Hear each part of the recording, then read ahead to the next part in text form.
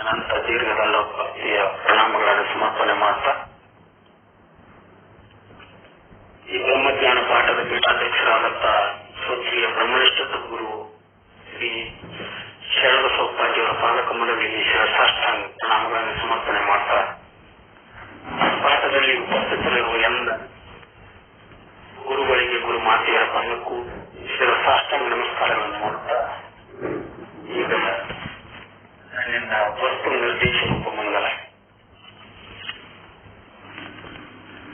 जो शुक नित्य प्रकाश्य विभू नाम रूप आधार जो शुक नित्य प्रकाश्य विभू नाम रूप आधार मतिल कैची मतिल खई सुमय शुक अपार मतिल कैची मतिल खई सुमय शुक अपार अपार स्वरूप मम लहरी विष्णु महेश विरल चंदा वरुण यम शक्ति गणेश गणेश जो शुक नित्य प्रकाश विभू नाम रूप आधार मतिल कैची मतिल खई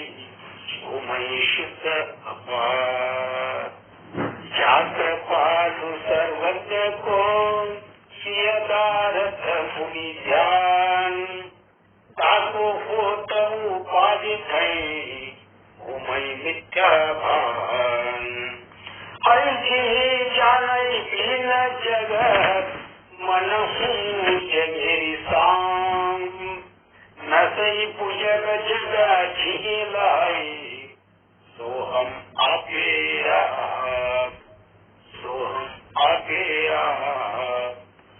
बोध छाई जाको सुकृति भजत राम निष्काम बोध छाई जाको सुकृति भजत राम निष्काम तो मेरो हयात्मा आको करो प्रणाम तो मेरो हयात्मा आको करो प्रणाम जो शुक नित्य प्रकाश विभू नाम रूप आधार मतिल कैची मतिल खई सुमय शुद्ध अपार सुमय शुद्ध अपार ಶರಣಶನಾಥ ಪಾಜಿ ಎಲ್ಲ ಪೂಜೆಯನ್ನು ಇದುವರೆಗೂ ವಸ್ತು ನಿರ್ದೇಶ ರೂಪಮಂಗಲವನ್ನ ನಮ್ಮೆಲ್ಲರಿಗೂ ತಿಳಿಸಿಕೊಟ್ಟಿರ್ತಕ್ಕಂಥ ಶುದ್ಧ ಬ್ರಹ್ಮನಿಷ್ಠ ಈಶ್ವರ ಶ್ರೀಗಳಿಗೆ ಪೂರ್ವಕ ಅಭಿನಂದನೆಗಳು. ಇನ್ನು ವೇದ ಸಂಬಂಧವಾದ ಮೋಕ್ಷದ ವಿಚಾರಗಳನ್ನೆಲ್ಲ ನಮಗೆಲ್ಲರಿಗೂ ತಿಳಿಸಿಕೊಡ್ತಕ್ಕಂಥ ಶ್ರೋತ್ರಿಯ ಬ್ರಹ್ಮನಿಷ್ಠ ಗುರುಗಳಾಗಿರ್ತಕ್ಕಂಥ ಶರಣಬಸವ ಸ್ವಾಮೀಜಿಯವರಲ್ಲಿ ಹೇಳ್ಕೊಳ್ತಾ ಇದ್ದೀವಿ. ನಾವೆಲ್ಲರೂ ಆಲಿಸೋಣ.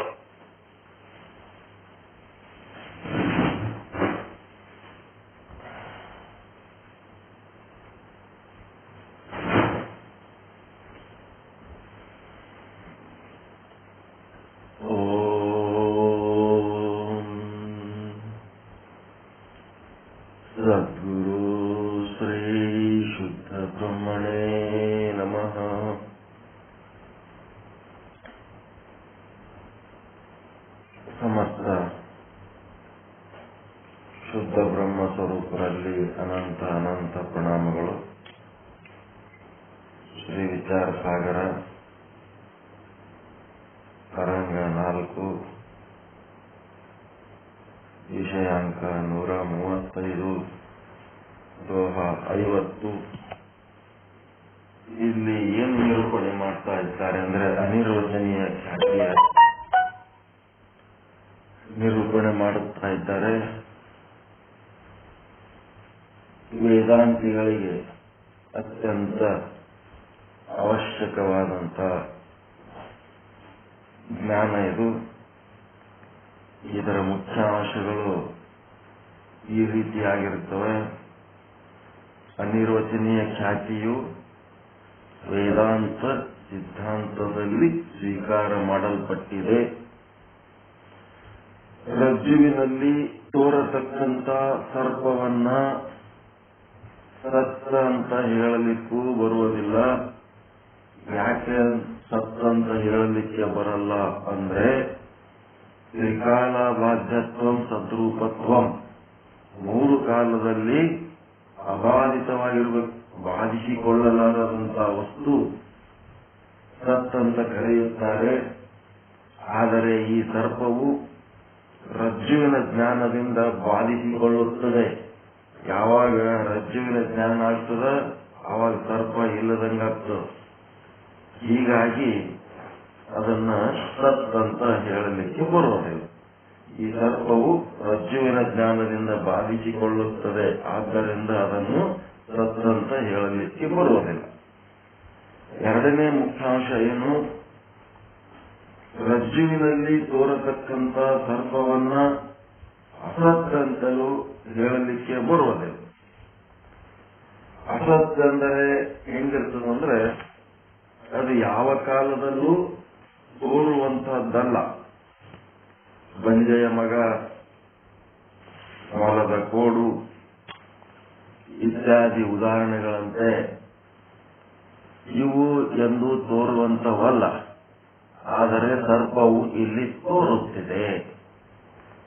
ಆದ್ದರಿಂದ ಸರ್ಪವು ಅಸತ್ಯ ಎಂದು ಹೇಳಲಿಕ್ಕೂ ಬರುವುದಿಲ್ಲ. ಹೀಗಾಗಿ ಸರ್ಪವು ಸತ್ಗೂ ವಿಲಕ್ಷಣವಾಗಿದೆ ಮತ್ತು ಅಸತ್ಗೂ ವಿಲಕ್ಷಣವಾಗಿದೆ. ಆದ್ದರಿಂದ ಸರ್ಪವನ್ನ ಅನಿರ್ವಚನೀಯ ಎಂದು ಕರೆಯುತ್ತಾರೆ. ಸದಸದ್ವಿಲಕ್ಷಣತ್ವಂ ಅನಿರ್ವಚನೀಯತ್ವಂ ಅಂತ ಹೇಳಿ ಅನಿರ್ವಚನೀಯ ಭ್ರಮೆಗೆ ಒಂದು ಲಕ್ಷಣ ಕೊಟ್ಟರು. ಅದು ಸತ್ಗೂ ವಿಲಕ್ಷಣವಾಗ್ಯದ, ಅಸತ್ಯಗೂ ವಿಲಕ್ಷಣವಾಗ್ಯದ. ಅದಕ್ಕೆ ಕೆಲವೊಂದು ವಾದಗಳು ಏನ್ ಮಾಡ್ತವ, ಈ ಜಗತ್ತನ್ನ ಸತ್ಯ ಅಂತ ವಾದಿಸ್ತವ. ಕೆಲವೊಂದು ವಾದಗಳು ಏನ್ ಮಾಡ್ತವ, ಜಗತ್ತನ್ನ ಮಿಥ್ಯ ಅಂತ ವಾದಿಸ್ತವ.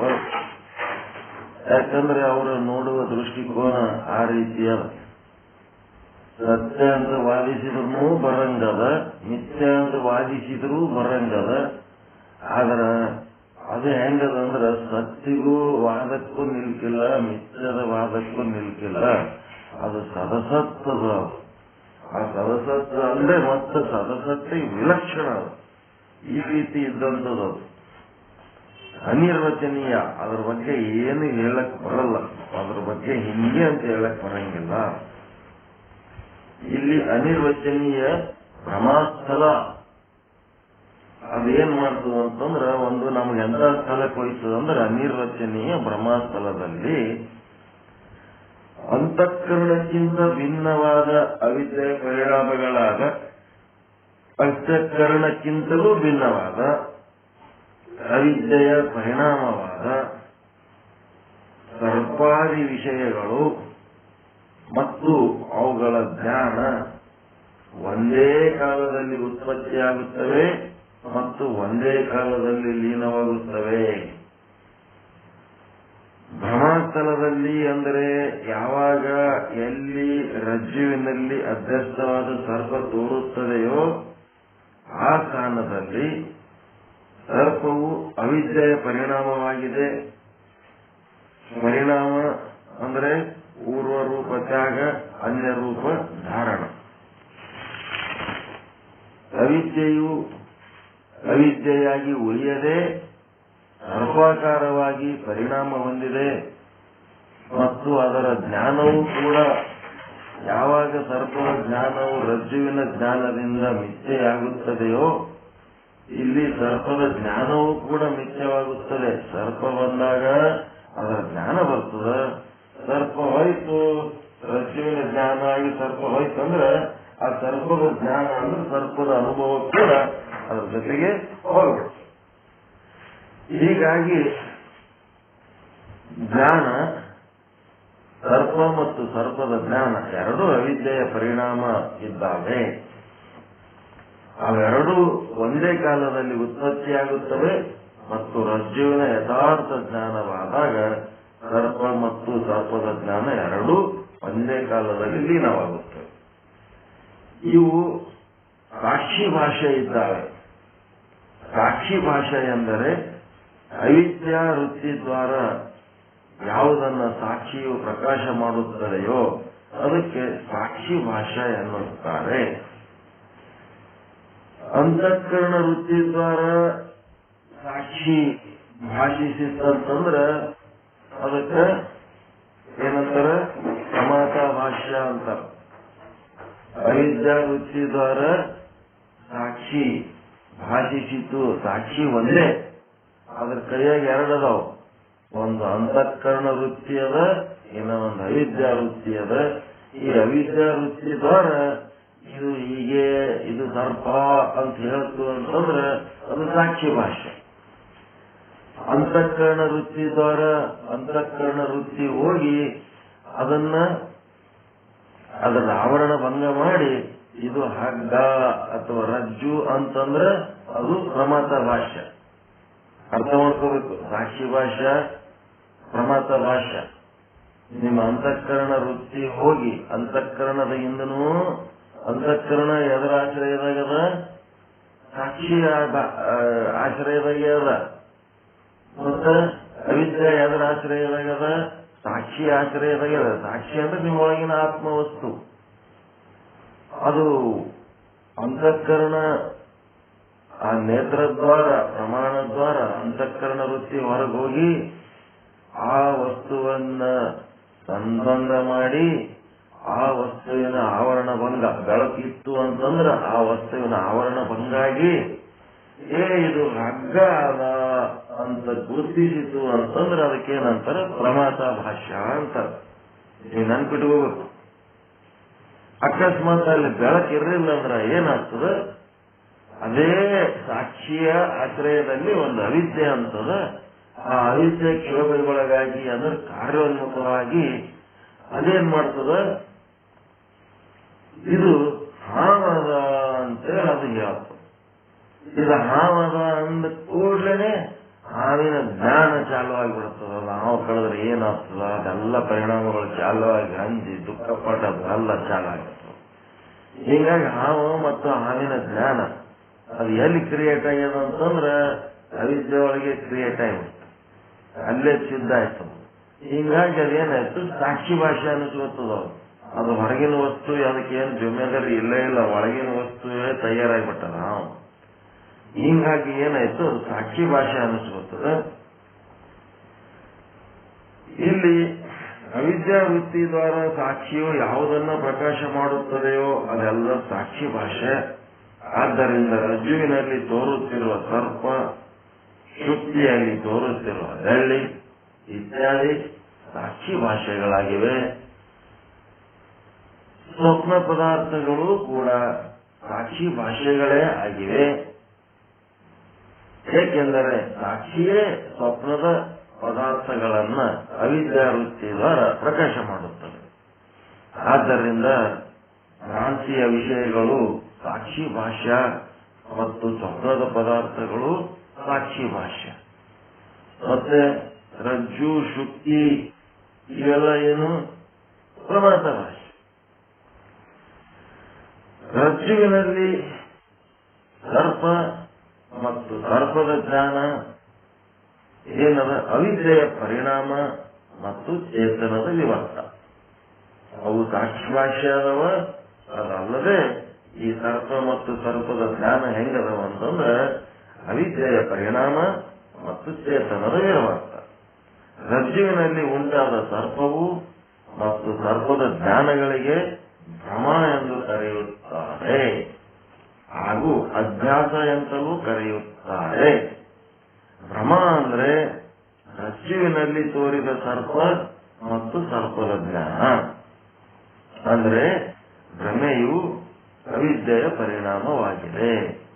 ಒಂದು ಭ್ರಮ ಏನಾಗ್ಯದ ಅದು ನಮಗೆ ಅವಿದ್ಯೆಯ ಪರಿಣಾಮ ಆಗ್ಯದ. ಅಂದ್ರೆ ಪರಿಣಾಮ ಅಂದ್ರೆ ತಾನು ತನ್ನ ಮೂಲ ಸ್ವರೂಪ ತ್ಯಾಗ ಮಾಡಿ ಅನ್ಯ ರೂಪ ಧಾರಣ ಮಾಡುವಂತ ಅವಿದ್ಯೆ ಏನದಲ್ಲ ಅದಕ್ಕೆ ಪರಿಣಾಮ ಅಂತಾರ. ಅಂದ್ರೆ ಅವಿದ್ಯೆಯೇ ಸರ್ಪಾಕಾರವಾಗಿ ತೋರುತ್ತಿದೆ ಮತ್ತು ಅವಿದ್ಯೆಯೇ ಸರ್ಪದ ಜ್ಞಾನವಾಗಿ ತೋರುತ್ತಿದೆ. ಉಪಾದಾನ ಕಾರಣದ ಸಮಾನ ಸ್ವಭಾವವುಳ್ಳ ಅನ್ಯತಾ ಸ್ವರೂಪಕ್ಕೆ ಪರಿಣಾಮ ಎಂದು ಹೇಳುತ್ತಾರೆ. ಉಪಾದಾನ ಕಾರಣದ ಸಮಾನ ಸ್ವಭಾವವುಳ್ಳ ಅನ್ಯತಾ ಸ್ವರೂಪಕ್ಕೆ ಪರಿಣಾಮ ಎಂದು ಹೇಳುತ್ತಾರೆ. ಅದು ಹೇಗೆಂದರೆ ಉಪಾದಾನ ಕಾರಣ ಈ ಭ್ರಮೆಗೆ ಭ್ರಾಂತಿ ಏನು ಅಭ್ಯಾಸ ಆಗ್ತದಲ್ಲ ಅದಕ್ಕೆ ಉಪಾದಾನ ಕಾರಣ ಯಾವುದು ಅಂತಂದ್ರ ನಮ್ಮೊಳಗಿನ ಅವಿದ್ಯೆ. ಅದು ಹೇಗೆಂದರೆ ಹಾಲು ಮತ್ತು ಮೊಸರು ಎರಡೂ ವ್ಯಾವಹಾರಿಕ ಸತ್ಯಗಳಾಗಿವೆ. ಹಾಲು ಮೊದಲು ಹಳಸು ತಿಳಿಯಾಗಿತ್ತು, ಆದರೆ ಈಗ ಅದೇ ಮೊಸರಾಗಿ ಕಣ್ಣಿಯಾಗಿದೆ.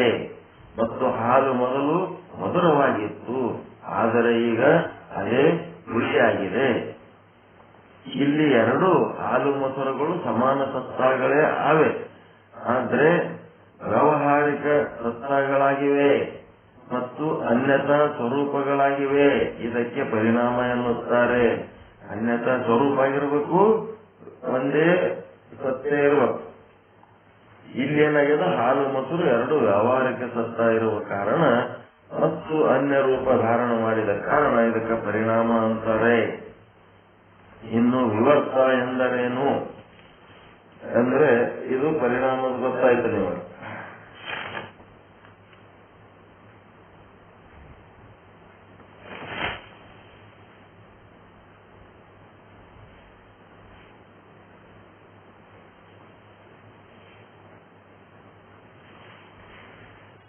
ಅಧಿಷ್ಠಾನಕ್ಕಿಂತಲೂ ವಿರುದ್ಧ ಭಿನ್ನ ಸತ್ತಾವುಳ್ಳ ವಿಪರೀತ ಸತ್ತಾವುಳ್ಳದಾಗಿರಬೇಕು, ಅನ್ಯತಾ ಸ್ವರೂಪವಿರಬೇಕು.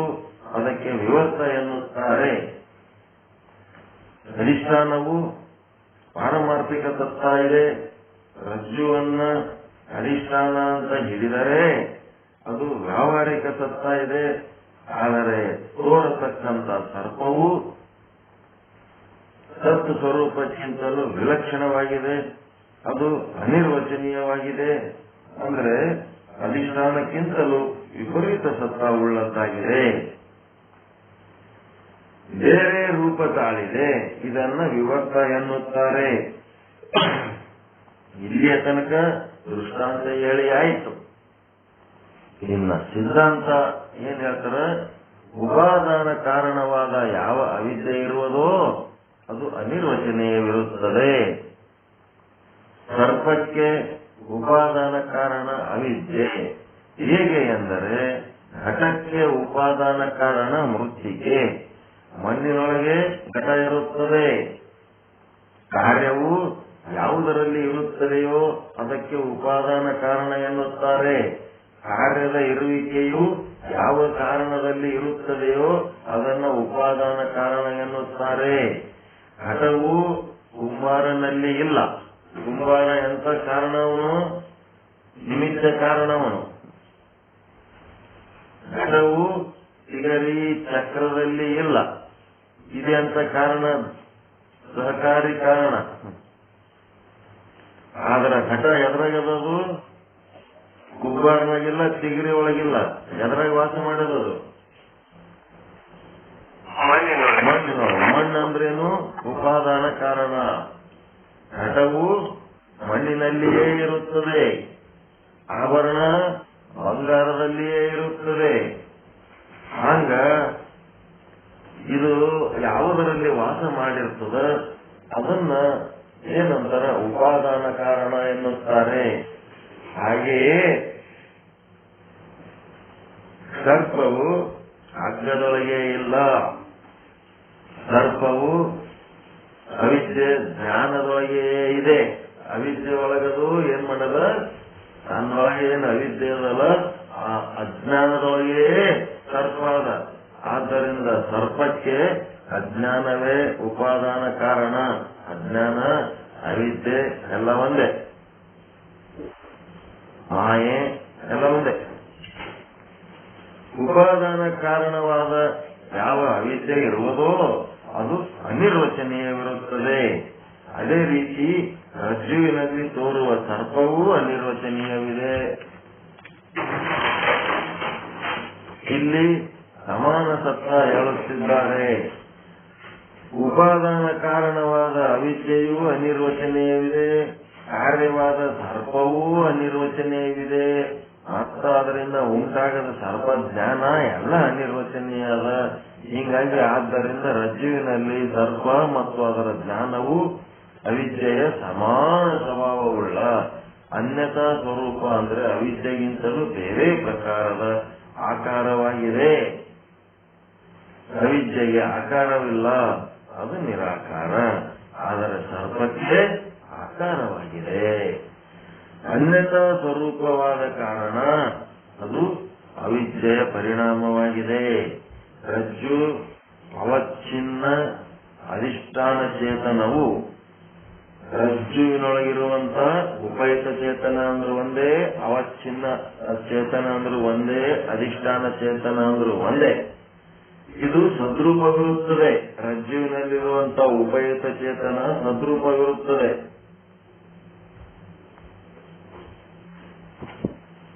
ಸರ್ಪಕ್ಕೆ ಅಧಿಷ್ಠಾನ ರಜ್ಜು ಅಲ್ಲ. ಇನ್ನ ಮುಂದುವರೆದು ಏನ್ ಮಾಡ್ಯಾರ, ಒಂದು ಹಗ್ಗ ಏನದಲ್ಲ ಅದು ಸರ್ಪಕ್ಕ ಅಧಿಷ್ಠಾನ ಆಗಂಗಿಲ್ಲ. ಯಾಕಂದ್ರ ಆ ಹಗ್ಗನು ಅಧ್ಯಕ್ಷ ವಸ್ತುನೇ ಅದ. ಬ್ರಹ್ಮ ತಿಳಿಲಾರ್ದಕ್ಕ ಉಪಯುಕ್ತ ಚೇತನ ತಿಳಿಲಾರ್ದಕ್ಕೆ ಏನಾಗ್ಯದ, ರಜ್ಜು ಉಪಯುಕ್ತ ಚೇತನದ ಜ್ಞಾನ ಆಗ್ಲಾರ್ದಕ್ಕ ರಜ್ಜು ಅಂತೇಳಿ ಅಧ್ಯಾಸ ಆಗ್ಯದ. ಮತ್ತ ರಜ್ಜುವಿನ ಜ್ಞಾನ ಆಗ್ಲಾರ್ದಕ್ಕ ಹಾವಾಗ್ಯದ. ಈಗ ರಜ್ಜುನು ಅಧ್ಯಸ್ಥ ವಸ್ತುನೇ ಅದ, ಮತ್ತ ಹಾವನು ಅಧ್ಯಸ್ಥ ವಸ್ತುನೇ ಅದ. ಒಂದು ಅಧ್ಯಸ್ಥ ವಸ್ತು ಇನ್ನ ಒಂದು ಅಧ್ಯಸ್ಥ ವಸ್ತುವಿಗೆ ಅಧಿಷ್ಠಾನವಾಗುವುದಕ್ಕೆ ಬರುವುದಿಲ್ಲ. ತಿಳಿದ್ರ, ಒಂದು ಅಯಸ್ಕಾಂತ ಮೂಲ ಕಾಂತ ಏನದ ಅದು ಅಧಿಷ್ಠಾನ ಅದ. ಆ ಅಧಿಷ್ಠಾನದ ಸಂಪರ್ಕದಲ್ಲಿರುವ ಒಂದು ಕಬ್ಬಿಣದ ತುಂಡು ತಾನು ಅಯಸ್ಕಾಂತದಂತೆ ವರ್ತಿಸಿದಾಗ ಅದು ಇನ್ನ ಒಂದು ಕಬ್ಬಿಣವನ್ನು ಆಕರ್ಷಿಸುತ್ತಿರಬಹುದು. ಆದರೆ ಅದರ ಆಕರ್ಷಣೆಗೆ ಮೂಲ ಶಕ್ತಿ ಎದರಿಂದ ಬಂದದ, ಮೂಲ ಅಯಸ್ಕಾಂತದಿಂದ ಬಂದದ. ಹಗ್ಗ ಇದ್ದಂಗದ, ಅದು ಮೂಲ ಅಯಸ್ಕಾಂತ ಹೆಂಗದ, ಉಪಯುಕ್ತ ಚೇತನ. ಒರಿಜಿನಲ್ ಅಯಸ್ಕಾಂತ ಹೆಂಗದ, ಉಪಯುಕ್ತ ಚೇತನ ಇದ್ದಂಗದ. ಆ ಉಪಯುಕ್ತ ಚೇತನ ಗೊತ್ತಿರ್ಲಾರ್ದಕ್ಕೆ ಏನಾಗ್ಯದ, ಇನ್ನ ಒಂದು ಕಬ್ಬಿಣ ತುಂಡು ಜಾಯಿಂಟ್ ಆಗ್ಯದಲ್ಲ, ಆ ಕಬ್ಬಿಣ ತುಂಡು ಅಯಸ್ಕಾಂತದಂತೆ ವರ್ತನೆ ಮಾಡ್ಬೇಕಲ್ಲ, ಅದು ಏನಾಗ್ಯದ, ಹಗ್ಗಿದ್ದಂಗದ. ಮುಂದೇನಾಗ್ಯದ, ಅದು ಹಾವಿಗೆ ಈ ಹಗ್ಗನೇ ಅಧಿಷ್ಠಾನ ಆದಂಗ ನಿಮಗ್ ಕಾಣ್ತಿರ್ತದ. ಆದ್ರ ಅದು ಇನ್ನ ಒಂದು ಮೂರನೇ ಕಬ್ಬಿಣ ಅಯಸ್ಕಾಂತ, ಮಧ್ಯದಲ್ಲಿ ಒಂದು ಕಬ್ಬಿಣ ತುಂಡು, ಮತ್ತ ಮೂರನೇದೊಂದು ವಸ್ತು ಸಿ ಸಿಯನ್ನ ಹಿಡ್ಕೊಂಡದ, ಸಿನೂ ಹಿಡ್ಕೊಂಡದ ಅದಕ್ಕ. ಆದ್ರೆ ಸಿ ಹಿಡ್ಕೊಂಡದ್ದು ಕಾರಣ ಮಧ್ಯದ್ದು ಏನು ಮೂಲ ಅಯಸ್ಕಾಂತನು, ಮಧ್ಯದಲ್ಲಿರುವ ಕಬ್ಬಿಣ ತುಂಡು ಹಿಡಿದೋದು ಖರೆ. ಆದ್ರೆ ಕಾಂತೀಯ ಶಕ್ತಿ ಏನದ ಮಧ್ಯದ ಕಬ್ಬಿಣ ತುಂಡಿಂದೋ ಅಥವಾ ಮೂಲ ಅಯಸ್ಕಾಂತದ್ದೋ? ಮೂಲ ಅಯಸ್ಕಾಂತದ್ದದ. ಮಧ್ಯದಲ್ಲಿರೋ ಕಬ್ಬಿಣ ತುಂಡಿಗೆ ಕಾಂತೀಯ ಶಕ್ತಿ ಇಲ್ಲ. ಆ ಅಯಸ್ಕಾಂತದ ಜೊತೆಗೆ ಇದು ಇರುವ ಕಾರಣ ಅದೇನಾಗ್ಯದ, ಇದರೊಳಗೆ ಕಾಂತೀಯ ಶಕ್ತಿ ಬಂದದ. ಅದರದ್ದು ಒರಿಜಿನಲ್ ಕಾಂತೀಯ ಶಕ್ತಿ ಅಲ್ಲದು. ರಜ್ಜು ಸರ್ಪಕ್ಕೆ ಅಧಿಷ್ಠಾನ ಅಂತ ಸುಮ್ಮನೆ ಸ್ಥೂಲ ರೂಪದಲ್ಲಿ ಹೇಳ್ಕೊತ ಬಂದೀವಿ. ರಜ್ಜು ಅಧಿಷ್ಠಾನ ಅಲ್ಲ, ರಜ್ಜು ಉಪಹಿತ ಚೇತನನೇ ಅಧಿಷ್ಠಾನ. ಇದು ನೋಡ್ರಿ ಮುಂದೆ ಮತ್ತೆ ರಿಸರ್ಚ್ ಆಯ್ತದ, ಮತ್ತೆ ಹೊಸ ಸಂಶೋಧನೆ. ಹೌದಾ?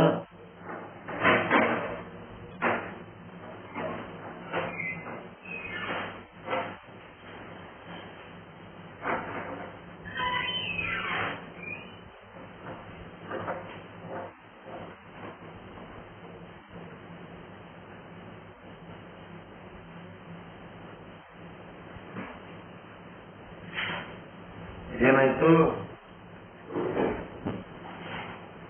ಮೂಲ ಅಧಿಷ್ಠಾನ ವಸ್ತು ಯಾವುದಾಯ್ತು ಈಗ? ಉಪಹಿತ ಚೇತನ. ರಜ್ಜುವಿನಲ್ಲಿರುವ ಬ್ರಹ್ಮಚೇತನ ಏನದಲ್ಲ ಅದು ಅಧಿಷ್ಠಾನ ಆಗಿ ಬ್ರಹ್ಮಚೇತನ ತಿಳಿಲಾರ್ದಕ್ಕ ರಜ್ಜು ಅಂತೇಳಿ ಅಭ್ಯಾಸ ಆಗ್ಯದ. ಮತ್ತ ರಜ್ಜು ನೋಡ್ಲಕ್ ಬರಲ್ದು, ಕಷ್ಟದಿದ್ದಕ್ಕ ರಜ್ಜು ನೋಡ್ಲಕ್ ಬರಲ್ದು. ಬ್ರಹ್ಮಜ್ಞಾನ ಇಲ್ಲದಕ್ಕ ಹಂಗ ಕಾಣಕ,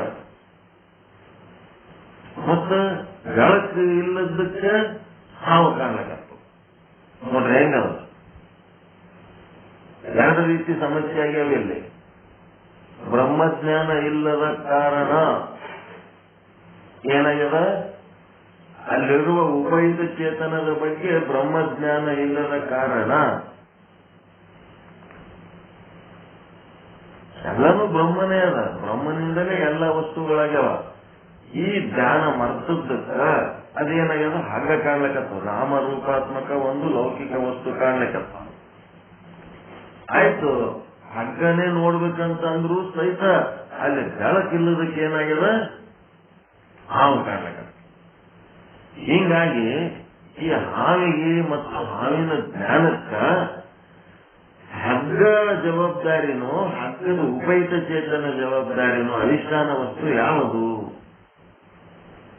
ಅಂತಂದ್ರೆ ಉಪಹಿತ ಚೇತನ ಬ್ರಹ್ಮನೇ ಆ ಒಂದು ಸರ್ಪಕ್ಕೂ ಮತ್ತು ಸರ್ಪದ ಜ್ಞಾನಕ್ಕೂ ಅಧಿಷ್ಠಾನ ವಸ್ತು ಅದ. ಇದನ್ನ ಹೇಳ್ತಾರವರು.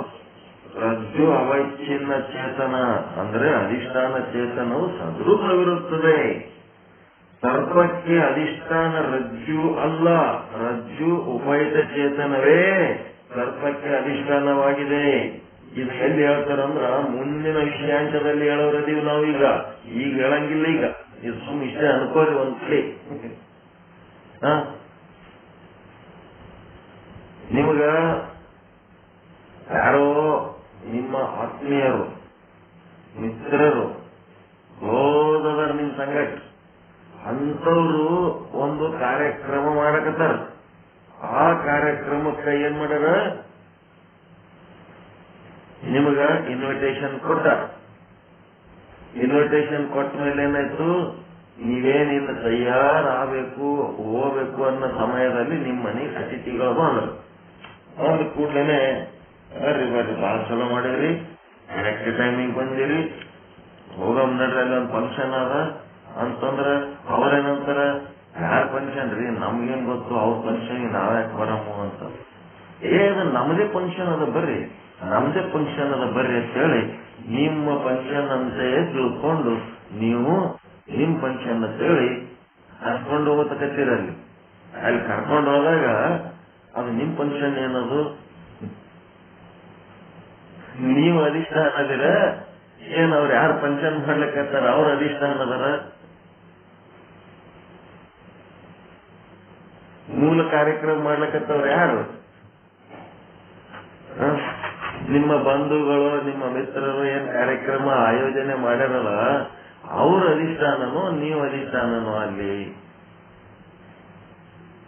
ಆ ಕಾರ್ಯಕ್ರಮದಾಗ ಆ ಮನೆಯವ್ರಿಗಿಂತ ಹೆಚ್ಚು ನೀವೇ ಓಡಾಡಿ ಕಾರ್ಬಾರ್ ಮಾಡ್ಲಕತ್ತೀರಿ, ಎಲ್ಲ ನಮ್ದೇ ವ್ಯವಸ್ಥೆ ಅದ ಬರ್ರಿ ಅಂತ ಕರಿತೀರಿ.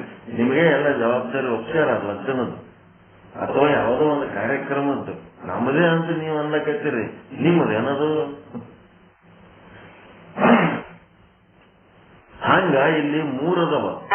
ಒಂದು ಕಾರ್ಯಕ್ರಮಕ್ಕ ರೊಕ್ಕ ಖರ್ಚು ಮಾಡಿ ಅವ್ರೇನು ತಮ್ಮ ಒಂದು ಕಾರ್ಯಕ್ರಮ ಮಾಡ್ಲಕತ್ತಾರ, ಅವರು ಮೂಲ ಉಪಹಿತ ಚೇತನ ಇದ್ದಂಗದಾರ.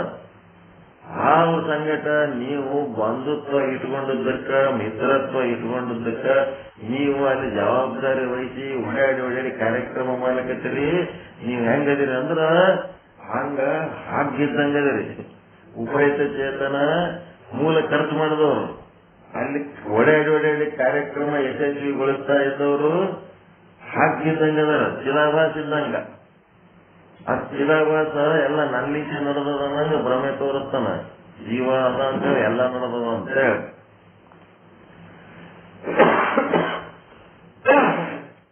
ಮತ್ತ ನಿಮ್ ಸಂಗಟ ಬಂದವ್ರು ಯಾರು ಕರ್ಕೊಂಡು ಹೋಗಿರಲ್ಲ, ಅವರಿಗೆ ನಮ್ದೇ ಆದಂತೇಳಿ ಅವ್ರ ಹೆಂಗದಾರ ಅಂತಂದ್ರ ಹಾವಿದ್ದಂಗ. ಹಾವು ಮತ್ತು ಹಾವಿನ ಜ್ಞಾನ ಇದ್ದಂಗ. ಹಾವು ಮತ್ತು ಹಾವಿನ ಜ್ಞಾನಕ್ಕ ಈ ನಡವಳಿಕೆನವ್ರು ಕರ್ಕೊಂಡು ಹೋಗಿರಲ್ಲ, ಇವರಿಬ್ರು ಡೂಪ್ಲಿಕೇಟ್. ಒರಿಜಿನಲ್ ಯಾರು ರೊಕ್ಕ ಖರ್ಚು ಮಾಡಿ ಕಾರ್ಯಕ್ರಮ ಮಾಡ್ಲಕತ್ತಾರ, ಅವರೇ ಜವಾಬ್ದಾರಿ. ಹೀಗಾಗಿ ಒಬ್ಬ ಅಧ್ಯಸ್ಥ ವಸ್ತು, ಒಂದು ಅಧ್ಯಸ್ಥ ವಸ್ತು ಇನ್ನೊಂದು ಅಧ್ಯಸ್ಥ ವಸ್ತುವಿಗೆ ಅಧಿಷ್ಠಾನ ಆಗ್ಲಿಕ್ಕೆ ಸಾಧ್ಯ ಇಲ್ಲ. ಮೂಲ ಅಧಿಷ್ಠಾನ ವಸ್ತು ಏನದಂದ್ರೆ ಅದು ಯಾವುದರಿಂದಲೂ ಬಾಧೆಗೊಳ್ಳಬಾರದು. ಮೂರು ಕಾಲದಲ್ಲಿ ಇರುವಂತದ್ದಿರ್ಬೇಕು. ಅಂತ ಸತ್ಯ ವಸ್ತುವಿಗೆ ಇದೇನಂತಾರ, ಅಧಿಷ್ಠಾನ ಅಂತಾರ. ಅದರಿಂದ ಭ್ರಮೆಯಾಗಿ ಉಂಟಾದಕ್ಕೆಲ್ಲ ಅಧ್ಯಸ್ಥ ವಸ್ತುಗಳು ಅಂತಾರ. ಅವುಗಳು ತಯಾರಾಗಬೇಕಾದ್ರೆ ಅವಿದ್ಯೆಯಿಂದಲೇ ಅವೆಲ್ಲ ತಯಾರಾಗಿರ್ತವ ಅಂತೇಳಿ ಮುಂದೇನಾಯ್ತು, ಈ ಸರ್ಪ ಮತ್ತು ಸರ್ಪದ ಜ್ಞಾನ, ಅದರಿಂದ ಉಂಟಾಗುವ ರಾಜ್ಯು ಎಲ್ಲ ಏನದವ ಅನಿರ್ವಚನೀಯ ಅದಾವ. ಅದಾವಂತಂದ್ರ ತೋರ್ತಿರ್ತವ. ತೋರ್ತವಂತ ಕರೆ ಅಂತ ತಿಳ್ಕೊಂಡ್ರ ಅವು ಏನತ್ತವ ಬಾಧೆಗೊಳಗಾಗ್ತವ. ಮತ್ತ ನಿತ್ಯ ಅಂತೇಳಿ ಇಲ್ಲ ಅಂತಂದ್ರೆ ತೋರ್ತಿರ್ತವ, ಅದಾವಂದ್ರ ಬಾಧೆಗೊಳಗಾಗ್ತವ. ಇದೆಲ್ಲ ಡೀಟೇಲ್ ಆಗಿ ಹೇಳಿವಿ. ಇದು ಒಂದ್ ರೀತಿ ಏನದ ಮುಖ್ಯಾಂಶಗಳನ್ನ ಹೇಳಿವಿ. ಅದಕ್ಕೆ ಸರ್ಪ ಮತ್ತು ಸರ್ಪದ ಜ್ಞಾನವು ಸರ್ಪಕ್ಕಿಂತಲೂ ವಿಲಕ್ಷಣವಾಗಿ, ಸತ್ತಿಗಿಂತಲೂ ವಿಲಕ್ಷಣವಾಗಿವೆ. ಸರ್ಪ ಮತ್ತು ಸರ್ಪದ ಜ್ಞಾನ ಸತ್ತಿಗಿಂತಲೂ ವಿಲಕ್ಷಣವಾಗಿದೆ, ಅಂದರೆ ವಿರುದ್ಧ ಸತ್ತ ಉಳ್ಳದ್ದಾಗಿದೆ. ಆದ್ದರಿಂದ ರಜ್ಜುವಿನಲ್ಲಿಯ ಸರ್ಪ ಮತ್ತು ಅದರ ಜ್ಞಾನವು ಅಧಿಷ್ಠಾನ ಚೇತನದಿಂದ ವಿಪರೀತ ಸ್ವಭಾವವುಳ್ಳ ಅನ್ಯಥಾ ಸ್ವರೂಪ, ಅಂದರೆ ಚೇತನಕ್ಕಿಂತಲೂ ಬೇರೆ ಪ್ರಕಾರವಾಗಿದೆ. ಅನ್ಯಥಾ ಸ್ವಭಾವ ಧಾರಣ ಮಾಡಿದ್ದಕ್ಕ ವಿವರ್ತ ಅಂತಾರ. ಯಾವ ಬೇರೆ ಬೇರೆ ಪ್ರಕಾರದ ಆಕಾರವಾಗಿರುವುದೋ ಅದು ಚೇತನದ ವಿವರ್ತವಿರುತ್ತದೆ. ಚೇತನಕ್ಕೆ ಆಕಾರವಿಲ್ಲ, ಅದು ನಿರಾಕಾರವಿದೆ. ಆದರೆ ಸರ್ಪಕ್ಕೂ ಮತ್ತು ಸರ್ಪದ ಜ್ಞಾನಕ್ಕೂ ಆಕಾರವಿದೆ. ಅಂದರೆ ಚೇತನಕ್ಕಿಂತಲೂ ಬೇರೆ ಪ್ರಕಾರದ ಯಾವ ಆಕಾರವಿರುವುದೋ ಅದು ಚೇತನದ ವಿವರ್ತವಿರುತ್ತದೆ. ಒಟ್ಟಾರೆ ಹೇಳುವುದೇನೆಂದರೆ ಏನ್ ತಿಳ್ಕೋಬೇಕಪ್ಪ ಅಂತಂದ್ರೆ, ಸರ್ಪ ಮತ್ತು ಸರ್ಪದ ಜ್ಞಾನವು ಅವಿದ್ಯೆಯ ಪರಿಣಾಮ ಹಾಗೂ ಚೇತನದ ವಿವರ್ತವಾಗಿದೆ ಅಂತ. ಅವಿದ್ಯೆಯ ಪರಿಣಾಮ ಮತ್ತು ಚೇತನದ ವಿವರ್ತ. ಅವಿದ್ಯೆಯ ಪರಿಣಾಮ ಅಂತಂದ್ರ ನಮ್ಮೊಳಗಿನ ಅವಿದ್ಯೆ ಏನ್ ಮಾಡ್ಯದ, ತಾನು ತನ್ನ ಸ್ವರೂಪವನ್ನ ಕೆಡಿಸಿಕೊಂಡು ಏನದ ಅವಿದ್ಯೆ ಅಂತಂದ್ರೆ ಗೊತ್ತಿಲ್ಲದಿರುವಿಕೆ. ಗೊತ್ತಿಲ್ಲದ ಹೆಂಗಿರ್ಬೇಕು, ಗೊತ್ತಿಲ್ಲದ ಸುಮ್ಮ ಎಲ್ಲರೂ ಒಂದು ಮರೆ ಒಳಗಿರ್ಬೇಕು. ಆದ್ರೆ ಅದು ಬಂದು ಏನೇನ್ ಕಾರ್ಬಾರ್ ಮಾಡಿದಂದ್ರ ಇದ್ದದನ್ನ ಮುಚ್ಚಿ ಹಾಕ್ಯದ, ಇಲ್ಲದನ್ನ ತೋರ್ಸ್ಲಿಕ್ಕತ್ತ. ಇಷ್ಟು ಕೆಲಸ ಮಾಡ್ಯದ. ಹಿಂಗಾಗಿ ಅದು ಗೊತ್ತಿಲ್ಲದಂಗ ಉಳಿದಿಲ್ಲದು, ಎಲ್ಲಾ ಕಡೆ ಗೊತ್ತಾಗ್ಬಿಟ್ಟದ. ಈಗ ತನ್ನ ಮೂಲ ರೂಪ ತ್ಯಾಗ ಮಾಡಿ ಅನ್ಯ ರೂಪ ಧಾರಣ ಮಾಡ್ಯದ.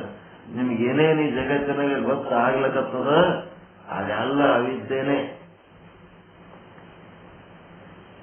ಅದಕ್ಕೆ ಅವಿದ್ಯೆಗೆ ಏನಂತಾರ, ಶಕ್ತಿ ಅಂತಾರ.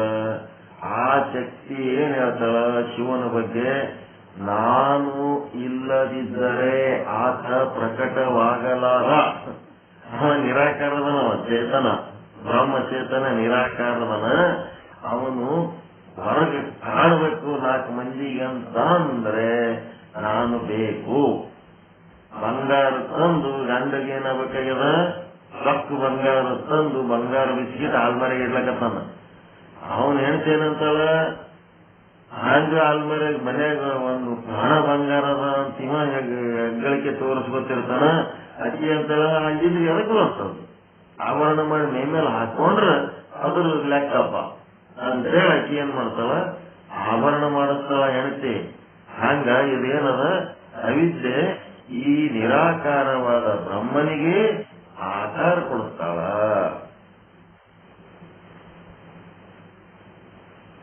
ನಿರಾಕಾರವಾದ ಬಂಗಾರಕ್ಕೆ ಆಭರಣದ ಆಕಾರ, ನಿರಾಕಾರವಾದ ಮಣ್ಣಿಗೆ ಮಡಿಕೆಯ ಆಕಾರ ಹೆಂಗ್ ಕೊಡ್ತಾಳ, ಹಂಗ ನಿರಾಕಾರವಾದ ಬ್ರಹ್ಮನಿಗೆ ಒಂದು ಆಕಾರ ಕೊಡ್ತಾಳ. ಅಕ್ಕಿ ಅವಿದ್ಯೆ. ಮುಂದೇನಾಗ್ಯದ, ಎರಡನೇ ಮಾತೇನ್ ಹೇಳ್ತಾಳ, ನಾನಿಲ್ಲದೆ ಆತ ಪ್ರಕಟವಾಗಲಾರ. ವಿದೌಟ್ ಮೀ ಈ ಕ್ಯಾನಾಟ್ ಮ್ಯಾನಿಫೆಸ್ಟ್. ನಾನಿಲ್ಲದೆ ಅವನು ಮ್ಯಾನಿಫೆಸ್ಟ್ ಆಗ್ಲಿಕ್ಕೆ ಸಾಧ್ಯ ಇಲ್ಲ, ಪ್ರಕಟ ಆಗಂಗಿಲ್ಲ. ಎರಡನೇ ವಾಕ್ಯ ಏನ್ ಹೇಳ್ತಾಳ, without him I cannot exist. ಅವನಿಲ್ಲ ಅಂತಂದ್ರ ನಾನು ನನ್ನ ಅಸ್ತಿತ್ವನೇ ಇರಂಗಿಲ್ಲ. ಆತ ಅದನಂತೇಳಿ ನನಗೆ ಅಸ್ತಿತ್ವ ಅದ.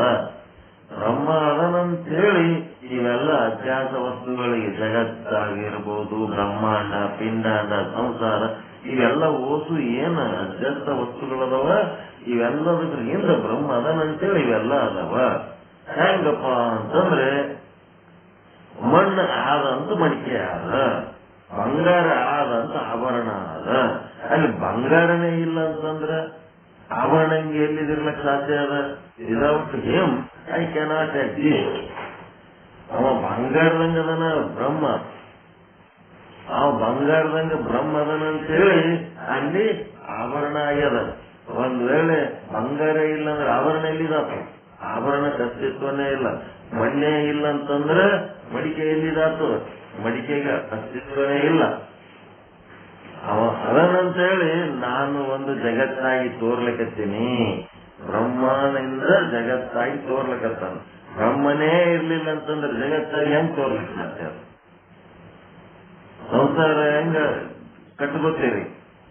ಶರೀರ ಹೆಂಗ್ ತಯಾರಾಗ್ತದ? ಬ್ರಹ್ಮ ಅದನಂತೆ ಇವೆಲ್ಲ ತಯಾರಾಗ್ಲಿಕ್ತಾವ. ನಿಮ್ಮೊಳಗೆ ಸಾಕ್ಷಿ ಚೇತನ ಅದನಂತೇಳಿ ನಿಮ್ದೊಂದು ಶರೀರ ತಯಾರಾಗ್ಯದ. ಶರೀರ ಏನದು? ಆಭರಣ ಇದ್ದಂಗ. ಶರೀರ ಆಭರಣ ಇದ್ದಂಗ. ಶರೀರದೊಳಗಿರುವ ಬ್ರಹ್ಮ ಎಂತ ಚೇತನ ಅದು?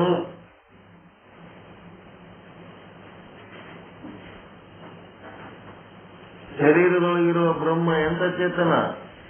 ಶರೀರದೊಳಗಿರುವ ದೇವರು ಸಾಕ್ಷಿ ಚೇತನ, ಕೂಟಸ್ಥ ಚೇತನ, ಆತ್ಮಚೇತನ, ಜೀವಾತ್ಮ ಏನಂತಿರಲ್ಲ, ಅದು ಬಂಗಾರ ಇದ್ದಂಗ. ನಿಮ್ಗೆ ಆತ್ಮಚೇತನ ಬಂಗಾರ ಇದ್ದಂಗ, ಅದು ನಿರ್ವಿಕಾರ ಅದದು. ನೀವು ಮಾಲಕ ಆಗಿರ್ಬೋದು, ಯುವಕ ಆಗಿರ್ಬೋದು, ಮುದುಕ ಆಗಿರ್ಬೋದು, ಶರೀರ ಏನದ ಆಭರಣ. ಅದೇ ರೀತಿ ಜಗತ್ತು ಬ್ರಹ್ಮಾಂಡ, ಬ್ರಹ್ಮಾಂಡ ಒಂದು ಆಭರಣ. ಬ್ರಹ್ಮಾಂಡದ ಹಿಂದೆ ಯಾವುದದ?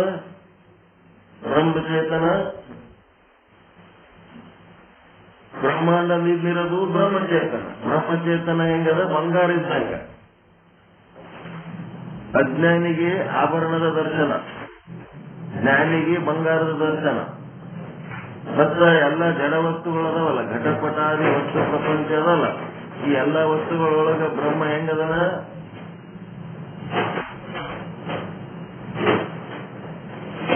ಘಟಪಟಾದಿ ಉಪಹಿತ ಚೇತನ, ವಸ್ತು ಉಪಹಿತ ಚೇತನ, ಯಾವುದೇ ವಸ್ತು ಆಗಿರ್ಬೋದು, ಎಲ್ಲಾ ವಸ್ತುವಿನೊಳಗ ಅವನು ಉಪಹಿತ ಚೇತನನಾಗಿದ್ದಾನೆ. ಹೀಗಾಗಿ ಆ ವಸ್ತುವಿನೊಳಗ ಉಪಹಿತ ಚೇತನ ಅಂದ್ರೆ ಬಂಗಾರ, ಆ ವಸ್ತು ಏನದ ಆಭರಣ. ಈ ರೀತಿ ತಿಳ್ಕೋಬೇಕು. ಬ್ರಹ್ಮನಿಂದ ಹೊರತುಪಡಿಸಿ ನಿಮಗೆ ಬೇರೆ ಏನೇನು ಕಾಣ್ತಾವ? ಕೆಲವೊಂದು ವ್ಯಾವಹಾರಿಕ ಅದಾವ, ಕೆಲವೊಂದು ಪ್ರಾತಿಭಾಷಿಕ ಅದಾವ, ಕೆಲವೊಂದು ಶುದ್ರ ಸತ್ಯಗಳದಾವ. ಇವೆಲ್ಲ ಹೆಂಗದವ? ಬ್ರಹ್ಮನನ್ನು ಹೊರತುಪಡಿಸಿ ಉಳಿದು ಎಲ್ಲ ಹೆಂಗದವ ಅಂತಂದ್ರ ಅನಿರ್ವಚನೀಯ ಅದವ, ಭ್ರಮೆಗಳದವ. ಬ್ರಹ್ಮಾಕಿ ಪ್ರಾಪ್ತಿ, ಭ್ರಮಾಕಿ ಸಮಾಪ್ತಿ ಆಗ್ಬೇಕಾಗ್ಯದ. ಭ್ರಮ ಸಮಾಪ್ತಿ ಆಗ್ಬೇಕಾದ್ರೆ ಮೊದಲು ಭ್ರಮ ಅಂದ್ರೆ ಏನು ಅಂತ ಚೆನ್ನಾಗಿ ತಿಳ್ಕೊಂಡ್ರೆ ಅದನ್ನು ಸಮಾಪ್ತಿ ಮಾಡ್ಲಿಕ್ಕೆ ಬರ್ತದೆ. ಇದು ಕ್ಷುದ್ರ ಸತ್ಯ, ಇದು ತೋರುವಿಕೆಯಲ್ಲೂ ಇಲ್ಲ, ಇರುವಿಕೆಯಲ್ಲೂ ಇಲ್ಲ. ಇದು ಪ್ರಾತಿಭಾಷಿಕ ಸತ್ಯ, ಇದು ಕೇವಲ ತೋರಿಕೆಯಲ್ಲಿ ಅದ, ಇದಕ್ಕೆ ಇರುವಿಕೆ ಅಂತ ಇಲ್ಲ. ಇದು ವ್ಯಾವಹಾರಿಕ ಸತ್ಯ, ಇಲ್ಲಿ ತೋರಿಕೆ ಇರುವಿಕೆ ಎರಡೂ ಇದ್ರೂ ಸಹಿತ ಇದರ ತೋರುವಿಕೆ ಸ್ವತಂತ್ರವಾಗ್ಯದ, ಆದರೆ ಇರುವಿಕೆ ಮಾತ್ರ ಪರತಂತ್ರ ಅದ. ಬ್ರಹ್ಮನ ಇರುವಿಕೆಯ ಕಾರಣ ಘಟವಾಗಿ ತೋರುತ್ತಿದೆ ಅಂತಂದ್ರೇನು? ಮಣ್ಣಿನ ಇರುವಿಕೆಯ ಕಾರಣ ಘಟವಾಗಿ ತೋರ್ತಾ ಇದೆ. ಇರುವಿಕೆ ಮಣ್ಣಿಂದು, ತೋರುವಿಕೆ ಘಟದ್ದು. ಇರುವಿಕೆ ಚಿನ್ನದ್ದು, ತೋರುವಿಕೆ ಆವರಣದ್ದು. ಇರುವಿಕೆ ಸಾಕ್ಷಿ ಚೇತನದ್ದು, ತೋರುವಿಕೆ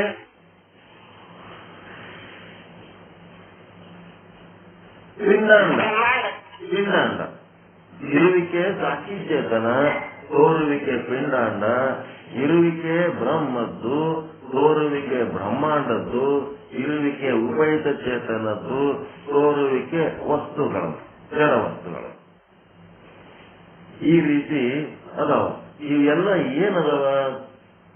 ಅವಕ್ಕೆ ಸ್ವಂತವಾದಂತ ಒಂದು ತೋರುವಿಕೆ ಇಲ್ಲ, ಬರೇ ಇರುವಿಕೆಗಳು ಕೆಲವೊಂದಕ್ಕೆ ಇಲ್ಲ. ಹೀಗಾಗಿ ಎಲ್ಲದಕ್ಕೂ ಇರುವಿಕೆ ಏನದ? ಯಾರಿಂದ ಉಂಟಾಗ್ಯದ? ಅದು ಏನೇನದದು? ವ್ಯಾವಹಾರಿಕ ಸತ್ಯ ಇದೆ ಅಂತೀರಿ. ಬರ್ಕೋಬೇಕೊಂದ್ ಕಡೆ ವ್ಯಾವಹಾರಿಕ, ಇದು ವ್ಯಾವಹಾರಿಕ ಸತ್ಯ ಇದೆ, ಇದು ಪ್ರಾತಿಭಾಷಿಕ ಸತ್ಯ ಇದೆ, ಇದು ಶುದ್ರ ಸತ್ಯ ಇದೆ ಅಂತೇಳಿ ಏನಂತೀರಲ್ಲ, ಎಲ್ಲದರಲ್ಲೂ ಇದೆ ಇದೆ ಇದೆ ಅಂತೇಳಿ ಶಬ್ದ ಅದಲ್ಲ, ಆ ಶಬ್ದ ಎದರ್ದಪ್ಪ ಅಂತಂದ್ರೆ ಅಧಿಷ್ಠಾನ ವಸ್ತುವೆಂದು. ಅದು ಉಪಯುಕ್ತ ಚೇತನದಿರ್ಬೋದು, ಅಥವಾ ಬ್ರಹ್ಮಂದಿರ್ಬೋದು, ಅಥವಾ ಸಾಕ್ಷಿದಿರ್ಬೋದು. ಅವೆಲ್ಲ ಒಂದೇ. ಉಪಯುಕ್ತ ಚೇತನ ಅಂದ್ರೆ ಒಂದೇ, ಬ್ರಹ್ಮ ಅಂದ್ರೆ ಒಂದೇ, ಸಾಕ್ಷಿ ಅಂದ್ರೆ ಒಂದೇ. ಘಟಾಕಾಶ ಮಠಾಕಾಶ ಇದ್ದಂಗವು. ಉಪಾಧಿಗಳ ಕಾರಣ ಅವು ಉಪಾಧಿ ವಾಲೆ ಹಾಕುಂತವು ಅಷ್ಟೇ. ಎಲ್ಲ ಒಟ್ಟು ಒಂದೇ ಚೇತನ. ಹೀಗಾಗಿ ಇವೆಲ್ಲ ಏನದವ? ಬ್ರಹ್ಮನನ್ನ ಹೊರತುಪಡಿಸಿ ಏನೇನ್ ಕಾಣ್ತವ? ಅವೆಲ್ಲ ಭ್ರಮೆಗಳದವ. ಆ ಭ್ರಮೆಗಳು ಹೆಂಗದವಪ್ಪ ಅಂತ ಅಂದ್ರೆ ಅನಿರ್ವಚನೀಯ ಅದವ.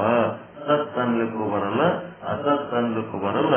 ಅದಸದ್ ವಿಲಕ್ಷಣವಾದ ಅನಿರ್ವಚನೀಯ ಅದವ ಅಂತೇಳಿ ನಿಮಗ ಭ್ರಮದ ಬಗ್ಗೆ ಸಂಪೂರ್ಣ ಮಾಹಿತಿ ಕಲಿಸಿಕೊಟ್ರೆ ಈಗ ಇನ್ನ ಏನಾರು ಉಳಿದದೇನು? ಭ್ರಮದ ಬಗ್ಗೆ ಮಾಹಿತಿ. ಆ ಭ್ರಮಕ್ಕ ಅಧಿಷ್ಠಾನ ಯಾವುದು? ಮೂಲ ಬ್ರಹ್ಮನೇ. ಸಾಕ್ಷಿ ಚೇತನವೇ, ಬ್ರಹ್ಮಚೇತನವೇ ಅಥವಾ ಉಪಯುಕ್ತ ಚೇತನವೇ ಅಧಿಷ್ಠಾನ ವಸ್ತುಗಳಾಗ್ಯವ ಅಂತೇಳಿ ಮುಂದಿನ ಉದಾಹರಣೆಗಳು ಹೇಳ್ತಾರ. ಈಗ ಜಗತ್ತಿನ ಬಗ್ಗೆ ವಿಷಯಗಳು ಅಥವಾ ಅಲ್ಲಿರುವಂತ ಸುಖ ದುಃಖಾದಿಗಳು ಇವೆಲ್ಲ ಏನದವ? ಹಾವಿದ್ದಂಗದವ. ಇದಕ್ಕ ಏನಾಗ್ಯದ? ಜಗತ್ತು ಅಂತ ಒಂದು ನಿಮಗ ಜಗತ್ತ ಆದಂತ ಹೇಳಿ, ಬ್ರಹ್ಮಾಂಡ ಆದಂತ ಹೇಳಿ, ಆ ಬ್ರಹ್ಮಾಂಡದೊಳಗಿನ ವಿಷಯಗಳು ಮತ್ತು ಆ ವಿಷಯಗಳಿಂದ ಉಂಟಾದ ಅನುಭವಗಳು, ಜ್ಞಾನ, ವಿಷಯ ಮತ್ತು ವಿಷಯದ ಜ್ಞಾನ ಬ್ರಹ್ಮಾಂಡದಾಗ ಅವು ಹೆಂಗದವಪ್ಪ ಅಂತಂದ್ರ ಹಾಗ್ಗದಾಗ ಹಾವಿದ್ದಂಗ. ಬ್ರಹ್ಮಾಂಡ ಅಂದ್ರೆ ಹಾಗಿದ್ದಂಗ, ಬ್ರಹ್ಮಾಂಡದ ಅನುಭವ ನಿಮಗೇನಾಗ್ಲಕ್ಕತ್ತೋ ಅದು ಹಾವಿದ್ದಂಗ, ಹಾವಿನ ಜ್ಞಾನ ಇದ್ದಂಗ. ಹಿಂಗೆಲ್ಲ ಹೇಳ್ಕೊತ ಹೋಗ್ತಾರ. ಪಿಂಡಾಂಡದೊಳಗ ಏನದ? ನಿಮ್ಗ ಭಾಗ್ಯ ಇದ್ದಂಗ ಅದ ಪಿಂಡಾಂಡ. ಆ ಪಿಂಡಾಂಡದೊಳಗಿರುವ ವಿಷಯಾಸಕ್ತಿ ಮತ್ತು ವಿಷಯಾಸಕ್ತಿಯ ಅನುಭವ ಜ್ಞಾನ ನಿಮಗೆ ಏನಾಗ್ತದ? ಅದೆಲ್ಲ ಏನದಪ್ಪ ಅಂತಂದ್ರೆ ಹಾವ ಮತ್ತು ಹಾವಿನ ಜ್ಞಾನ ಇದ್ದಂಗ. ಬ್ರಹ್ಮಾಂಡ, ಪಿಂಡಾಂಡ, ಸಂಸಾರ ಇವೇನದವ? ಏನವ ಹಂಗಿದ್ದಂಗೆ ಅದಾವ ಇವು. ಹಗ್ಗ ಹೋಗಿ ಬೆಳಕಿಲ್ಲದಕ್ಕೆ ಏನಾಗ್ಯಾವ, ಹಾವಾಗಿ ಕಾಣ್ಲಕತ್ತಾವ, ಹಾವಿನ ಜ್ಞಾನ ಆಗ್ಯಾವ. ಹಂಗ ಇಲ್ಲಿನೂ ಏನಾಗ್ಯದ, ನಿಮ್ಗ ಸರಿಯಾದ ಒಂದು ತಿಳುವಳಿಕೆ ಇಲ್ಲದಕ್ಕ ಆ ಬ್ರಹ್ಮಾಂಡದೊಳಗಿನ ವಿಷಯಗಳು ಮತ್ತು ಆ ವಿಷಯಗಳಿಂದ ಉಂಟಾಗುವ ಭೋಗೋಪಭೋಗಗಳು ಇವೇನದವ ಹಾವ ಮತ್ತು ಹಾವಿನ ಜ್ಞಾನ ಇದ್ದಂಗ. ಬ್ರಹ್ಮಾಂಡದೊಳಗ ವಿಷಯಾಸಕ್ತಿ ಮತ್ತು ಆ ವಿಷಯಾಸಕ್ತಿಯಿಂದ ಆಗುವ ಅನುಭವಗಳು ಅವೇನದವ ಹಾಕದೊಳಗಿನ ಹಾವು ಇದ್ದಂಗ ಅದಾವ. ಇವಕ್ಕೆ ಕಾರಣ ಏನಾಗ್ಯದ, ಬ್ರಹ್ಮಾಂಡ, ಪಿಂಡಾಂಡ ಮತ್ತ ಸಂಸಾರ. ನೀವೇನ್ ಮಾಡಿರಲ್ಲ ಸಂಸಾರ, ಅದ್ರೊಳಗೆ ನಾನು ನನ್ನದು ಅನ್ನಂತವು ಹಗ್ಗ ಹಾವು ಇದ್ದಂಗ ಅದಾವ ಇವೆಲ್ಲ. ಇದರಿಂದ ಹಿಂದೆ ಹೋಗ್ತಾ ಇಲ್ಲ. ಯಾಕಂದ್ರೆ ಚಿದಾಭಾಸನಿಗೆ ಇದಕ್ಕಿಂತ ಹಿಂದೋಗ ಸಾಮರ್ಥ್ಯ ಇಲ್ಲ. ಚಿದಾಭಾಸಂದು ಇಷ್ಟೇ, ಅವನ ಕೆಲಸ ಇಷ್ಟೇ. ಆದ್ರ ಪುಣ್ಯವಂತರಿಗೆ ಸದ್ಗುರುವಿನ ಬಳಿ ಕುಳಿತು ಶಾಸ್ತ್ರ ವಾಕ್ಯಗಳನ್ನ ವಿಚಾರ ಮಾಡಿ ನೋಡಲಾಗಿ ಈ ಬ್ರಹ್ಮಾಂಡನೇ ಈ ಬ್ರಹ್ಮಾಂಡದಲ್ಲಿರುವ ವಿಷಯಗಳಿಗೆ ಅಧಿಷ್ಠಾನದಂತೆ ತೋರಿದರೂ ಆ ರಜ್ಜುವಿನಲ್ಲಿ ತೋರುತ್ತಿರುವ ಸರ್ಪ ಮತ್ತು ಸರ್ಪಜ್ಞಾನಕ್ಕೆ ಅಧಿಷ್ಠಾನವಂತ ತೋರಿದರೂ ಅವು ಮೂಲ ಅಧಿಷ್ಠಾನ ಅಲ್ಲ. ಅವು ಏನದಾವ, ಇಲ್ಲಿ ತನಕ ಎಲ್ಲಿ ತಂದರ, ರಜ್ಜುವಿನ ತನಕ ತಂದರ. ರಜ್ಜು ಹಗ್ಗ ಹಾವಿಗೆ ಅಧಿಷ್ಠಾನ. ವಿಷಯದ ಜ್ಞಾನಕ್ಕ ಈ ಬ್ರಹ್ಮಾಂಡ ಅಧಿಷ್ಠಾನ. ವಿಷಯಾಸಕ್ತಿಯ ಜ್ಞಾನಕ್ಕ ಪಿಂಡಾಂಡ ಅಧಿಷ್ಠಾನ. ಇಷ್ಟೇ ಹೇಳ್ಕೊಂಡು ಬಂದ್ರು ಇಲ್ಲಿ ತನಕ. ಶರೀರ ಆದ ಅಂತೇಳಿ ಇವೆಲ್ಲ ಮಾಡ್ಲಿಕ್ಕೆ ಸಾಧ್ಯ ಅದ, ಶರೀರ ಇಲ್ಲ ಅಂತಂದ್ರೆ ಇವೆಲ್ಲ ಹೆಂಗ್ ಮಾಡ್ಲಿಕ್ಕೆ ಸಾಧ್ಯ ಆಗ್ತದ ಅಂತೇಳಿ ತಾತ್ಕಾಲಕ್ಕೂ ಶರೀರ ಇರ್ತದ, ತಾತ್ಕಾಲಕ್ಕೂ ಶರೀರ ಇರ್ತದೆ. ಅಲ್ಲೇನು ವಿಷಯಾಸಕ್ತಿಯ ಜ್ಞಾನ ಇರ್ತದೆ ಅಂದ್ರೆ ಅಲ್ಲಿ ಶರೀರ ಇದ್ರೆ ಅಲ್ಲ. ಅದಕ್ಕ ಮುಂದ 136ನೇ ವಿಷಯಾಂಕಕ್ಕೆ ಪಾದಾರ್ಪಣೆ ಮಾಡ್ತಾ ಇದ್ದೀರಿ. ಇಲ್ಲಿ ತನಕ ಶರೀರದಿಂದ ಇವೆಲ್ಲ ಮಾಡ್ಲಕ್ ಆಗ್ತದ, ಶರೀರ ಇಲ್ಲಂದ್ರೆ ಆಗಂಗಿಲ್ಲ ಅನ್ನೋದು ಹೇಳ್ಕೊಂಡು, ಆದ್ರೆ ಶರೀರನೂ ಅಧ್ಯಸ್ಥ ವಸ್ತು ಅದ. ಆ ಶರೀರ ಒಳಗಿರುವ ಸಾಕ್ಷಿ ಚೇತನನೇ ಅದಕ್ಕ ಏನದ ಅಧಿಷ್ಠಾನ ವಸ್ತು ಆದ. ಅಥವಾ ಬ್ರಹ್ಮಾಂಡ ಕೂಡ ಅಧ್ಯಸ್ಥ ವಸ್ತುನೇ ಅದ. ಬ್ರಹ್ಮಾಂಡದ ಹಿಂದ ಬ್ರಹ್ಮಚೇತನ ಏನದ ಅದು ಅಧಿಷ್ಠಾನ ವಸ್ತು ಆದ.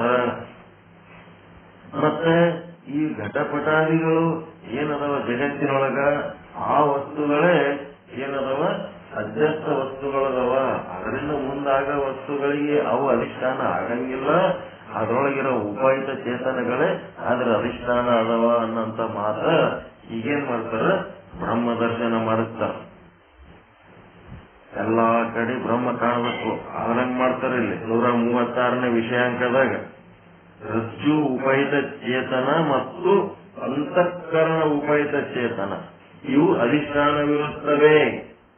ರಜ್ಜು ಅಧಿಷ್ಠಾನ ಅಲ್ಲ.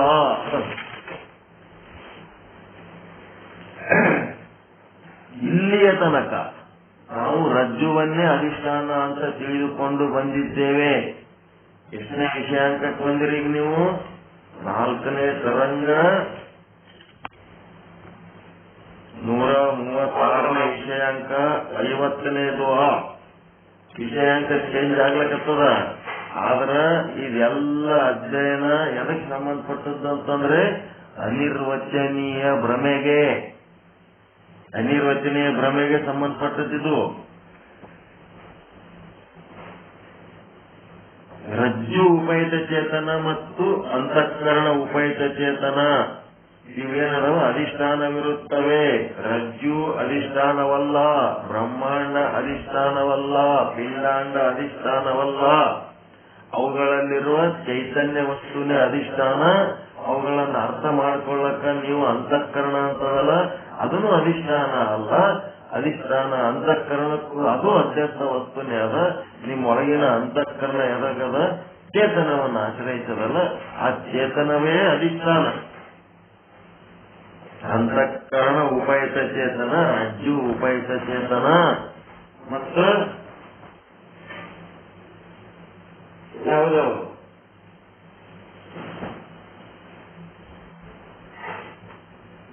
ಒಳಗಿಂದ ಅಂತಃಕರಣಕ್ಕೆ ಆಶ್ರಯವಾಗಿರುವಂಥದ್ದು ಅಂತಃಕರಣ ಉಪಯುಕ್ತ ಚೇತನ. ಒಳಗ ಹಗ್ಗಕ್ಕೆ ಆಶ್ರಯವಾಗಿರುವಂಥದ್ದು ರಜ್ಜು ಉಪಯುಕ್ತ ಚೇತನ. ಮತ್ತು ಬ್ರಹ್ಮಾಂಡಕ್ಕೆ ಆಶ್ರಯವಾಗಿರುವಂಥದ್ದು ಬ್ರಹ್ಮಚೇತನ. ಮತ್ತೆ ಪಿಂಡಾಂಡಕ್ಕೆ ಆಶ್ರಯವಾಗಿರುವಂಥದ್ದು ಸಾಕ್ಷಿ ಚೇತನ. ಇವು ಅಧಿಷ್ಠಾನ ಆದವೇ ಹೊರತು ಆ ವಸ್ತುಗಳು ಬ್ರಹ್ಮಾಂಡ, ಪಿಂಡಾಂಡ, ಸಂಸಾರ ಮತ್ತು ರಜ್ಜು ಇವು ಅವುಗಳಿಂದ ಉಂಟಾಗುವ ಸರ್ಪದ ಜ್ಞಾನ, ವಿಷಯದ ಜ್ಞಾನ, ವಿಷಯಾಸಕ್ತಿಯ ಜ್ಞಾನ, ಮತ್ತಿನ್ಯಾವುದು ಸಂಸಾರದೊಳಗೆ ನಾನು ನನ್ನದು ಅಂತೇಳಿ ಮೋಹ, ನನ್ನ ಅಹಂಕಾರ, ಮಮಕಾರ ಮತ್ತ ಅಹಂಕಾರಗಳ ಏನದವ ಇವೆಲ್ಲದಕ್ಕೂ ಅವು ಅಧಿಷ್ಠಾನ ಆಗ್ಲಕ್ ಸಾಧ್ಯ ಇಲ್ಲ. ಅದರಿಂದ ಉಪಯುಕ್ತ ಚೇತನನೇ ಅದಕ್ಕೆ ಅಧಿಷ್ಠಾನ ಆದ ಅಂತ ಹೇಳ್ಕೊಂಡು ಇಲ್ಲಿಯ ತನಕ ನಾವು ರಜ್ಜುವನ್ನೇ ಅಧಿಷ್ಠಾನ ಅಂತ ಹೇಳಿಕೊಂಡು ಬಂದಿದ್ದೇವೆ. ಯಾವುದಕ್ಕೆ ಅಧಿಷ್ಠಾನ? ಸರ್ಪಕ್ಕೆ ಅಧಿಷ್ಠಾನ. ಕಲ್ಪಿತ ಸರ್ಪಕ್ಕೆ ರಜ್ಜು ಅಧಿಷ್ಠಾನ ಅಲ್ಲ. ರಜ್ಜು ಉಪಯುಕ್ತ ಚೇತನವೇ ಕಲ್ಪಿತ ಸರ್ಪಕ್ಕೆ ಅಧಿಷ್ಠಾನ. ಇನ್ನ ಹಿಂದಕ್ಕೆ ಕರ್ಕೊಂಡು ಹೋಗ್ಲಕತ್ತಾರ. ಅವ್ರು ಹಿಂದಕ್ಕೆ ಕರ್ಕೊಂಡು ಹೋಗೋದಕ್ಕಿಂತ ಮೊದಲೇ ನಾವು ನಿಮ್ಗೆ ಹೇಳ್ಬಿಟ್ಟಿವಿ ಅದ್ರೊಳಗೆ ಉಪಯುಕ್ತ ಚೇತನಗಳು ಹೆಂಗಿರ್ತಾವ ಅಂತ ಹೇಳಿ. ಚೇತನವು ಎಲ್ಲಾ ಕಡೆ ಪರಿಪೂರ್ಣವಾಗಿದೆ. ಬ್ರಹ್ಮ ಎಷ್ಟು ಮಂದಿ ಅದರ್ರಿ? ಒಬ್ಬನೇ ಅದ. ಮತ್ತೆ ಎಲ್ಲಿದ ಅವನು? ಎಲ್ಲಾ ಕಡೆ. ಉದಾಹರಣೆ,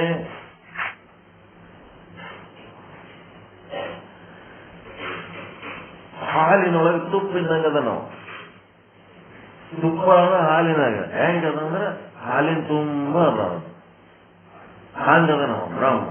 ಆ ತುಪ್ಪ ಹೊರಗೆ ತೆಗಿಬೇಕಾದ್ರೆ ಹೆಪ್ಪ ಹಾಕಿ ಕಾಸಿ ಆರಿಸಿ ಹೆಪ್ಪ ಹಾಕಿ ಮಜ್ಜಿಗೆ ಮಾಡಿ ಕಡದು ಮಜ್ಜಿಗೆ ಮಾಡಿ ಬೆಣ್ಣೆ ತೆಗೆದು ಬೆಣ್ಣೆ ಕಾಸಿ ಇಲ್ಲೆಲ್ಲ ಮಾಡೋದಕ್ಕೆ ಇದಕ್ಕೇನಂತಾರೆ ಸಾಧನೆ ಅಂತ.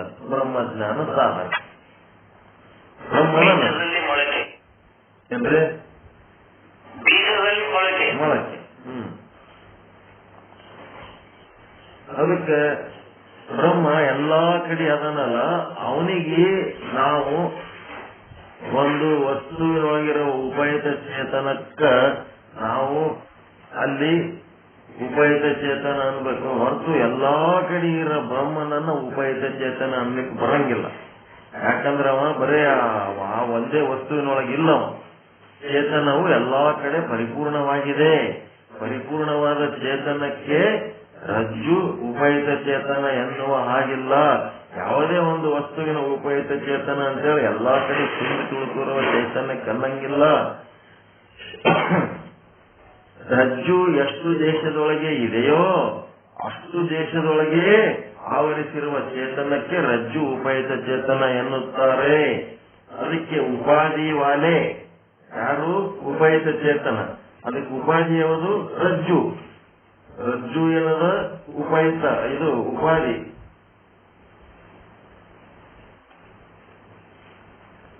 ಮತ್ತೆ ಚೇತನ ಏನದ ಇಲ್ಲಿ? ಉಪಾಧಿ ವಾಲೆ. ಅದಕ್ಕೆ ಉಪಾಧಿ ವಾಲೆಗೂ ಉಪಯುಕ್ತ ಚೇತನ ಉಪಯುಕ್ತ ಚೇತನ. ಮತ್ತು ಅಂತಃಕರಣ ಉಪಯುಕ್ತ ಚೇತನ. ನಮ್ಮ ಅಂತಃಕರಣ ಎಷ್ಟು ದೇಶದೊಳಗಿದೆಯೋ ಅಷ್ಟು ದೇಶದೊಳಗೆ ಇರುವ ಚೇತನಕ್ಕೆ ಅಂತಃಕರಣ ಉಪಯುಕ್ತ ಚೇತನ. ಅದು ಒಂದು ತಿಳಿಸಿಕೊಳ್ಳುವ ವಸ್ತು, ಇನ್ನ ಒಂದು ತಿಳಿಯುವ ವಸ್ತು ಎರಡದವಲ್ಲ. ಎರಡದ್ರಾಗೂ ಅಲ್ಲಿ ಉಪಯುಕ್ತ ಚೇತನನೇ ಅದಾವ. ನಿಮ್ಮ ಅಂತಃಕರಣ ಆ ಸರ್ಪವನ್ನ ಅಥವಾ ಹಗ್ಗವನ್ನ ತಿಳ್ಕೋಬೇಕಾದ್ರೆ ನಿಮ್ಮ ಅಂತಃಕರಣದೊಳಗ ಬರೇ ಅಂತಃಕರಣ ಇದ್ರೆ ಉಪಯೋಗ ಇಲ್ಲ. ಅದರದ್ದು ಉಪಯುಕ್ತ ಚೇತನ ಇದ್ರೆ ಅಂತಃಕರಣ ಕೆಲಸ ಮಾಡ್ತದ. ಅದಕ್ಕೆ ಅಂತಃಕರಣ ಎಷ್ಟು ದೇಶದೊಳಗಿದೆಯೋ ಅಷ್ಟು ಚೇತನಕ್ಕೆ ಅಂತಃಕರಣ ಉಪಯುಕ್ತ ಚೇತನ ಎನ್ನುತ್ತಾರೆ. ಅಂತಃಕರಣ ಎಷ್ಟು ದೇಶದಾಗದ?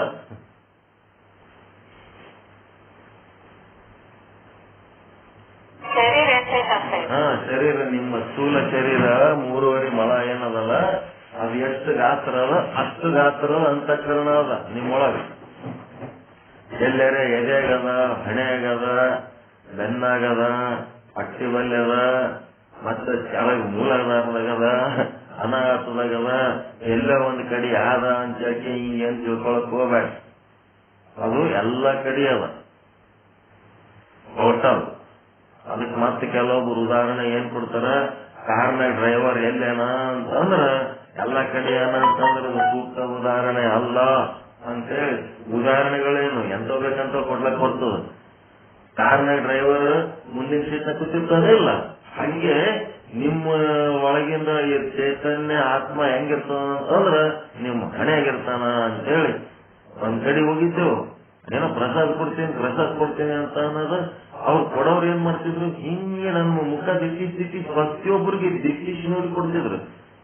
ಯಾಕೆ ಪ್ರಸಾದ ಕೊಡೋದು ಬಿಟ್ಟು ಹಿಂಗ್ಯಾಂಗ್ ತಿಳ್ತಿರ್ತಾರ, ಅವೇನ್ ಹೊಲದ ಪದ್ಧತಿ ಅಂತಂದ್ರ ಅಲ್ಲಿ ಆತ್ಮದರ್ಶನ ಮಾಡ್ಕೊತಿರ್ತಾರತ್ತವ್ರು. ಏನ್ ಆತ್ಮದರ್ಶನ ಅಂದ್ರ ಹಣೆಗೆ ಆತ್ಮದರ್ಶನ ಇರ್ತದೆ. ಹಣೆಗೆ ಹಣಿ ಬಿಟ್ಟು ಬೇರೆ ಕಡೆ ಆತ್ಮ ಇಲ್ಲ ನನ್ನ ಶರೀರದಾಗ. ಹಂಗ್ರಿ ಹಣೆಗೆ ಇರ್ತದ, ಹಣೆಗೆ ಹೆಂಗಿರ್ತದ ಎಲ್ಲಾ ಕಡೆ ಇರ್ತದಂತ ನಾನ್ ಎಗರಾಡ್ಲಕತ್ತ. ಅವ್ರೇನಾದ್ರು ಕಾರ್ ಡ್ರೈವರ್ ಎಲ್ ಕೂತಿರ್ತಾನೆ ಹೇಳ್ರಿ ಅಂತಂದ್ರು. ಸೀತಾಗ ಹಂಗೆ ನೋಡ್ರಿ ನಮ್ ಪದ್ಧತಿ ಒಳಗ ಕಾರ್ ಡ್ರೈವರ್ ಇದ್ದಂಗ ನಾನು ಆತ್ಮ ಅಂತಂದ್ರು. ನಮ್ ಪದ್ಧತಿ ಒಳಗ ಆತ್ಮ ಹೆಂಗನ ಹಾಲಿನಾಗ ತುಪ್ಪ ಇದ್ದಂಗ ಅದನ, ಅವ ಎಲ್ಲಾ ಕಡೆ ಅದನ. ಇದು ನಮ್ಗ ನಿಮ್ಗ ಸರಿ ಹೋಗಂಗಿಲ್ಲ, ಇವೆಲ್ಲ ಬಾಲ ಭಾಷೆಗಳು ಬೇಡ, ನಮಗ ಸಣ್ಣ ಹುಡುಗರು ಕಾಗಿ ಗುಬ್ಬಿ ಕಟ್ಟಿ ಹೇಳ್ದಂಗೆ ಹೇಳಿದ್ರೆ ನಾವೇನ್ ಕೇಳ್ತೀವಿ ಅಂತೇಳಿ ಅದನ್ನ ತ್ಯಾಗ ಮಾಡ್ಬಿಟ್ಟೇವ್ ನಾವು, ಹೋಗ್ಲಿಲ್ಲ. ಇಂಥವಿರ್ತಾವ ಎಲ್ಲ ಅಧಿಷ್ಠಾನ. ಇವು ಉದಾಹರಣೆ ಕೊಡ್ಲಕ್ಕ ಎಲ್ಲದಕ್ಕೂ ಉದಾಹರಣೆಗಳು ಕೊಡ್ಲಕ್ ಬರ್ತವ. ಏಕದೇವೋಪಾಸನೆ ಮಾಡಿದ್ರ ನಾಯಿ ಬೇರೆ ಮನಿ ಕಾಯಂಗಿಲ್ಲ, ಒಂದೇ ಮನಿ ಕಾಯ್ತು.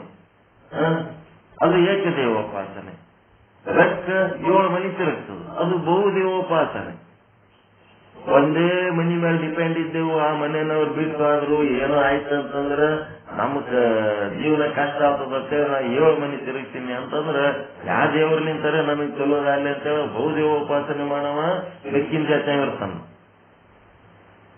ಆಜು ಬಾಜು ಮನೆಗೆ ಬಾಳಿ ಸಹಿತ ನೋಡಂಗಿಲ್ಲ ಅದು. ನಾಯಿ ಯಾರ ಮನ್ಯಾಗ ಅನ್ನ ಹಾಕ್ತಾರ ಆ ಮನೆ ಒಳಗಿಂದ ಒಂದು ಸೂಜಿ ಸಹಿತ ಹೋಲಾರ್ದಂಗ ಅದು ಕಾಯ್ತಿರ್ತದೆ ಮನೆ ಮುಂದೆ ಹಗಲು ರಾತ್ರಿ ಕುಂತ ಜವಾಬ್ದಾರಿ ಅಂತ.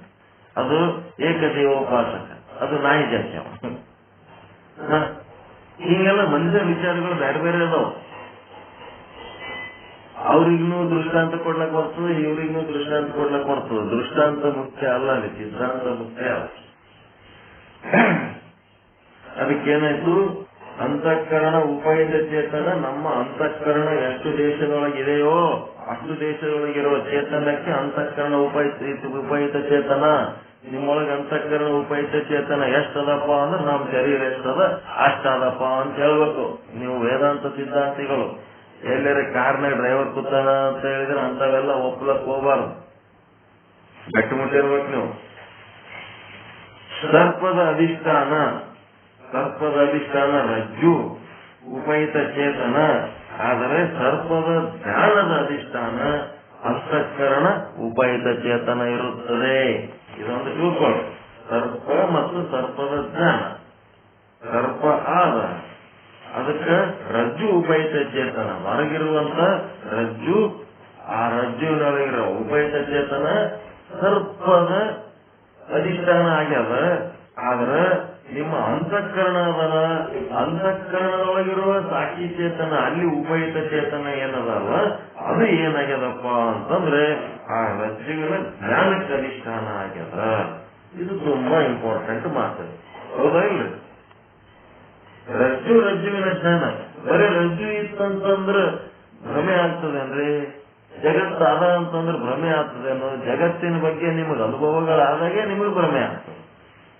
ಶರೀರ ಆದ ಅಂದ್ರೆ ಭ್ರಮೆ ಆಗ್ತದೇನು? ಶರೀರದಿಂದ ನಿಮಗೆ ಅನುಭವಗಳು ಹೊಂದಿದಾಗೆ ನಿಮಗೆ ಭ್ರಮೆ ಆಗ್ತದೆ. ಹಂಗ ಹಾವದ ಅಂತಂದ್ರೆ ಭ್ರಮೆ ಆಗಂಗಿಲ್ಲ, ಹಾವಿನ ಜ್ಞಾನ ಆಗುತ್ತೆ.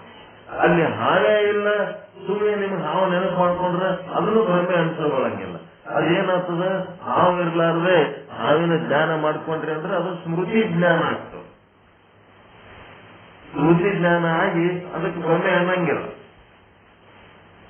ಹೀಗಾಗಿ ಸರ್ಪಕ್ಕ ಅಧಿಷ್ಠಾನ ಯಾವುದು? ಇದು ಗಟ್ಟಿಯಾಗಿ ಬರ್ಬೇಕು. ಈಗ ಮುಂದೆ 136ನೇ ವಿಷಯಾಂಕದಾಗ ರಜ್ಜುನೋ ರಜ್ಜು ಉಪಯುಕ್ತ ಚೇತನನೋ ಬ್ರಹ್ಮಾಂಡದೊಳಗಿನ ವಿಷಯಗಳಿಗೆ ಬ್ರಹ್ಮಾಂಡನೋ ಬ್ರಹ್ಮಚೇತನನೋ ಅಧಿಷ್ಠಾನ.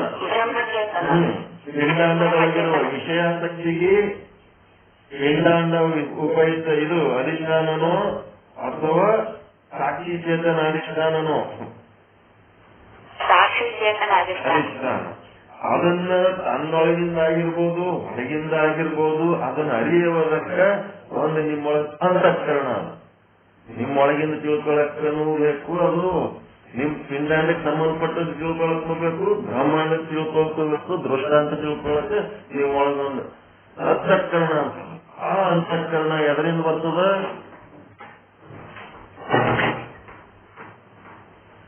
ಅಂತಃಕರಣ ಎದರಿಂದ ಕೆಲಸ ಮಾಡ್ತದೆ? ಏನದಂತ ಕೆಲಸ ಮಾಡ್ತದೆ?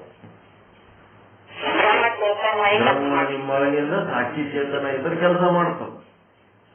ಈ ಬ್ರಹ್ಮಾಂಡ, ಪಿಂಡಾಂಡ, ರಜ್ಜು, ಈ ಅಂತಃಕರಣ, ಈ 4 ಐಟಮ್ಗಳೇನು ಅದಾವಲ್ರಿ, ಇವ್ ಹೆಂಗದವ ಅಂತಂದ್ರೆ ನೀವು ಮನಿ ಕಟ್ಟಿಸಿದಾಗ ವೈರ್ ಹಾಕಿ ಇವೆಲ್ಲ ಫ್ಯಾನ್ ಟ್ಯೂಬ್ಲೈಟ್ ಫಿಟ್ ಮಾಡಿದಂಗ. ನೀವು ಫ್ಯಾನ್ ಟ್ಯೂಬ್ಲೈಟ್ ಭಾರಿ ಭಾರಿ ಕಂಪನಿಯು ಭಾರಿ ಭಾರಿ ವೈರ್ಗಳೆಲ್ಲ ತಂದು ಮನ್ಯಾಗೆಲ್ಲ ಸಾಮಾನುಗಳು ಫಿಟ್ ಮಾಡಿದ್ರೆ ವೈರಿಂಗ್ ಆಯ್ತು, ಕೆಲಸ ಆಯ್ತು. ಹಾಕಪ್ಪ ಫ್ಯಾನ್ ಅಂತಂದ್ರೆ ಗಾಳಿ ಬರ್ತದ, ಹಾಕಪ್ಪ ಲೈಟ್ ಅಂದ್ರೆ ಬೆಳಕು ಬರ್ತದ. ಇವೆಲ್ಲ ಏನದವ? Fan tube light ಇದ್ದಂಗಿವು. ಅಂತಃಕರಣ, ಬ್ರಹ್ಮಾಂಡ, ಪಿಂಡಾಂಡ, ರಾಜ್ಯು ಇವೆಲ್ಲ ಕೆಲಸ ಮಾಡ್ಬೇಕಾದ್ರ, ನಾವು ಫ್ಯಾನ್ ಟ್ಯೂಬ್ಲೈಟ್ ಕೆಲಸ ಮಾಡ್ಬೇಕಾದ್ರೆ ಕರೆಂಟ್ ಹೆಂಗಬೇಕು ಹಂಗ ಇವೆಲ್ಲವನ್ನು ಕೆಲಸ ಮಾಡ್ಬೇಕಾದ್ರೆ ಅದರ ಹಿಂದಿರುವ ಚೇತನ ವಸ್ತು ಬೇಕಾಗ್ತದೆ. ಆ ಚೇತನ ವಸ್ತು ಅಧಿಷ್ಠಾನ ವಸ್ತು, ಮೂಲ ಅಧಿಷ್ಠಾನ. ಅದು ಫ್ಯಾನ್ ಕೆಟ್ಟಿರ್ಬಹುದು, ವೈರ್ ಕೆಟ್ಟಿರ್ಬಹುದು, ಮತ್ತೇನೋ ಆಗಿರ್ಬಹುದು, ಸುಟ್ಟಿರ್ಬಹುದು. ಕರೆಂಟ್ ಎಂದರೆ ಸುಟ್ಟದೇನ್ರಿ? ಕರೆಂಟ್ ಎಂದರೆ ಕೆಟ್ಟದೇನ್ರಿ? ಕರೆಂಟ್ನಾಗ ಏನಾದ್ರು ವ್ಯತ್ಯಾಸ ಆಗ್ತದೇನು? ಅದು ಹೆಂಗಿದ್ದಂಗೆ ನಿರ್ವಿಕಾರಿಯಾಗಿರುತ್ತೆ. ಹಂಗ ಸರ್ಪದ ಅಧಿಷ್ಠಾನ ರಜ್ಜು ಉಪಯುಕ್ತ ಚೇತನ ಆದರೆ ಸರ್ಪದ ಜ್ಞಾನದ ಅಧಿಷ್ಠಾನ ಅಂತಃಕರಣ ಉಪಯುಕ್ತ ಚೇತನ. ಎಲ್ಲೆಲ್ಲಿ ನಿಮಗೆ ಜ್ಞಾನ ಆಗ್ತದ ಅಲ್ಲೆಲ್ಲ ಎದ್ರ ಕಾರವಾರ ಇರ್ತದಂದ್ರ ನಿಮ್ಮ ಅಂತಃಕರಣ ಉಪಯುಕ್ತ ಚೇತನದ ಕಾರವಾರ. ಅಂದ್ರೆ ಸರ್ಪದ ಅಧಿಷ್ಠಾನ ರಜ್ಜು ಅಲ್ಲ, ಸರ್ಪದ ಜ್ಞಾನದ ಅಧಿಷ್ಠಾನ ಅಂತಃಕರಣ ಅಲ್ಲ. ಯಾಕಂದರೆ ಸರ್ಪವು ಹೊರಗೆ ಇದೆ, ಸರ್ಪದ ಜ್ಞಾನವು ಒಳಗೆ ಇದೆ. ಹೊರಗೆ ತೋರತಕ್ಕಂತ ಸರ್ಪಕ್ಕೆ ಅಧಿಷ್ಠಾನ ಯಾವುದು ಅಂದರೆ ರಜ್ಜು ಉಪಯುಕ್ತ ಚೇತನ, ರಜ್ಜುನೇ ಅಲ್ಲ. ಒಳಗೆ ಇರುವ ಸರ್ಪದ ಜ್ಞಾನದ ಅಧಿಷ್ಠಾನ ಯಾವುದು ಅಂದರೆ ಅಂತಃಕರಣ ಉಪಯುಕ್ತ ಚೇತನ, ಅಂತಃಕರಣವೇ ಅಲ್ಲ. ಅಂತಃಕರಣ ಉಪಯುಕ್ತ ಚೇತನ ಅಂದ್ರು ಒಂದೇ, ಸಾಕ್ಷಿ ಚೇತನ ಅಂದ್ರು ಒಂದೇ. ತಿಳ್ಕೊಂಡ್ಬಿಡ್ರಿ. ಅಂತಃಕರಣ ಉಪಯುಕ್ತ ಚೇತನ ಅಂದ್ರು ಒಂದೇ, ಸಾಕ್ಷಿ ಚೇತನ ಅಂದ್ರು ಒಂದೇ. ಏನಾಯ್ತು? ನಿಮ್ಮೊಳಗಿನ ಸಾಕ್ಷಿ ಚೇತನ, ನಮ್ಮೊಳಗಿನ ಸಾಕ್ಷಿ ಚೇತನ, ಅಂತಃಕರಣಗಳು ಬೇರೆ ಬೇರೆ ಇರಬಹುದು. ನಮ್ಮ ನಮ್ಮ ಅನುಭವಗಳು ನಮ್ಮ ಸಾಧನೆಯ ಮಟ್ಟದಲ್ಲಿ ಬೇರೆ ಬೇರೆ ಇರಬಹುದು. ಒಳಗಿರುವ ಸಾಕ್ಷಿ ಚೇತನ ಏನದಲ್ಲ ಅದು ಬೇರೆ ಬೇರೆ ಅದ ಏನ್ರಿ? ಒಂದು ಫ್ಯಾನ್ ಹಳಿದಿರ್ಬೋದು, ಒಂದು ಫ್ಯಾನ್ ಹೊಸದಿರ್ಬೋದು. ಫ್ಯಾನ್ ಹೊಸದು ಹಳಿದು ಇರ್ಬೋದು. ಅದರೊಳಗಿರುವ ಕರೆಂಟ್ ಏನಾರ ಹಳಿದು ಹೊಸದು ಏನಾರ ಅದ ಏನದು?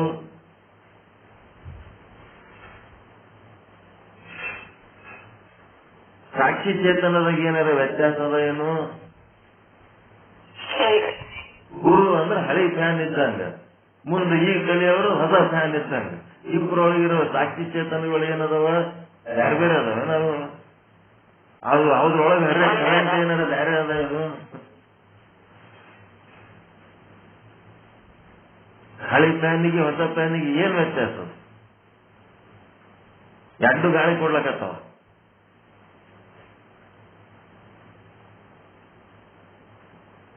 ಹೀಗಾಗಿ ಏನಾಯ್ತು? ಒಳಗಿರೋ ಉಪಯುಕ್ತ ಚೇತನ ಸಾಕ್ಷಿ ಚೇತನ ಒಂದೇ ಅದ. ಜಗತ್ತಿನ ತುಂಬಾ ನಾನಾ ರೀತಿ ನಾಮರೂಪಾದಿ ವಸ್ತುಗಳಿರ್ಬೋದು, ಅವುಗಳ ಒಳಗಿರುವಂತ ಉಪಯುಕ್ತ ಚೇತನ ಒಂದೇ ಅದ. ಬ್ರಹ್ಮಾಂಡ ಎಷ್ಟೇ ದೊಡ್ಡದಿರ್ಬೋದು, ನಿಮ್ ಕಣ್ಣಿಗೆ ನಿಮ್ ಕಣ್ಣಿನ ಶಕ್ತಿ ಎಷ್ಟದ ಆಡ್ ದೊಡ್ಡದು ಕಾಣಿಸ್ತದೆ. ಇನ್ನೊಬ್ಬವನ್ ಕಣ್ಣಿನ ಶಕ್ತಿ ದೊಡ್ಡದು ಅವನು ಜಾಸ್ತಿ ಇದ್ರೆ ಅವ್ನಿಗೆ ಇನ್ನೂ ದೊಡ್ಡದು ಕಾಣುತ್ತೆ. ಈ ಬ್ರಹ್ಮಾಂಡ ದಾಟಿನೂ ನೋಡಂತ ಶಕ್ತಿ ಇದ್ದವನಿಗೆ ಆ ಮಿಗೆಯಾಗಲ್ಲ ಅಂತ ಹೇಳಿದ್ರು. ಮುಗಿಲಗಲ ಕಾಣದ ಅಷ್ಟೇ ಅಲ್ಲ, ಮುಗಿಲಿಗಿಂತ ಆಚೆ ಏನದ ಅದನ್ನು ನೋಡಂತ ಒಂದು ಕಾಲ್ಪನಿಕ ಶಕ್ತಿ ಈ ಮನುಷ್ಯನಿಗದ. ಹಿಂಗಾಗಿ ಅವ ಮುಗಿಲಾಗಲ್ಲ ಅಂದ್ರೆ ಮಿಗೆಯಾಗಲ್ಲ ಅಂತಂದ್ರು. ಎಲ್ಲಿ ತನಕ ಕಣ್ಣು ನಿಲ್ಲಿಸ್ತದ ನಿಲ್ಸಲ್ಲೇ ಮತ್ತಾದ್ರ ಮ್ಯಾಲ ಮತ್ತಿನ್ನೇನದ ಅದಕ್ಕೆ ಮಿಗೆ ಮಿಗೆ ಮಿಗೆ ಮಿಗೆ ಅಂತಾರ ಅದಕ್ಕೆ. ಅಂಥದನ್ನು ನೋಡಂತ ಶಕ್ತಿ ನಿಮ್ ಕಣ್ಣ ಶಕ್ತಿ ಎಷ್ಟದ ಅಷ್ಟು ನೀವು ನೋಡ್ತೀರಿ. ನಿಮ್ಮ ಅಂತಃಕರಣಕ್ಕೆ ಎಷ್ಟು ಶಕ್ತಿ ಅದ ಅಷ್ಟು ನೀವು ನೋಡ್ತೀರಿ. ಅದು ಜಗತ್ತು ನಿಮ್ಗೆ ಸಣ್ಣದು ನೋಡಿದ್ರ ಸಣ್ಣದ್ರೊಳಗೂ ಅಷ್ಟೇ ಬ್ರಹ್ಮದನ, ದೊಡ್ಡದ್ರೊಳಗೂ ಅಷ್ಟೇ ಬ್ರಹ್ಮದನ. ಸಣ್ಣ ಕೂಜಿನೊಳಗಿರೋ ಬ್ರಹ್ಮ ಚೈತನ್ಯನೂ ಅಷ್ಟೇ ಅದನ, 90 ವರ್ಷದ ಮುದುಕನೊಳಗಿರುವ ಬ್ರಹ್ಮ ಚೈತನ್ಯನು ಅಷ್ಟೇ ಅದನ. ಅವನೊಳಗಿರುವಂತ ಚೇತನದೊಳಗೆ ಏನೇನು ವ್ಯತ್ಯಾಸ ಇಲ್ಲ. ಆ ಯುವಕ ಬಾಲಕ ಮುದುಕ ಏನದ ಅವನೊಳಗಿರುವ ಚೇತನಕ್ಕೆ ವ್ಯತ್ಯಾಸ ಇಲ್ಲ. ಆ ಉಪಾಧಿಗಳಿಗೆಲ್ಲ ವ್ಯತ್ಯಾಸಗಳವ. ಹೀಗಾಗಿ ಅಂತಃಕರಣ ಸಾಕ್ಷಿ ಚೇತನ ಅಂತಂದ್ರೇನು? ಅಂತಃಕರಣ ಉಪಯುಕ್ತ ಚೇತನ ಅಂದ್ರು ಒಂದೇ, ಸಾಕ್ಷಿ ಚೇತನ ಅಂದ್ರು ಒಂದೇ.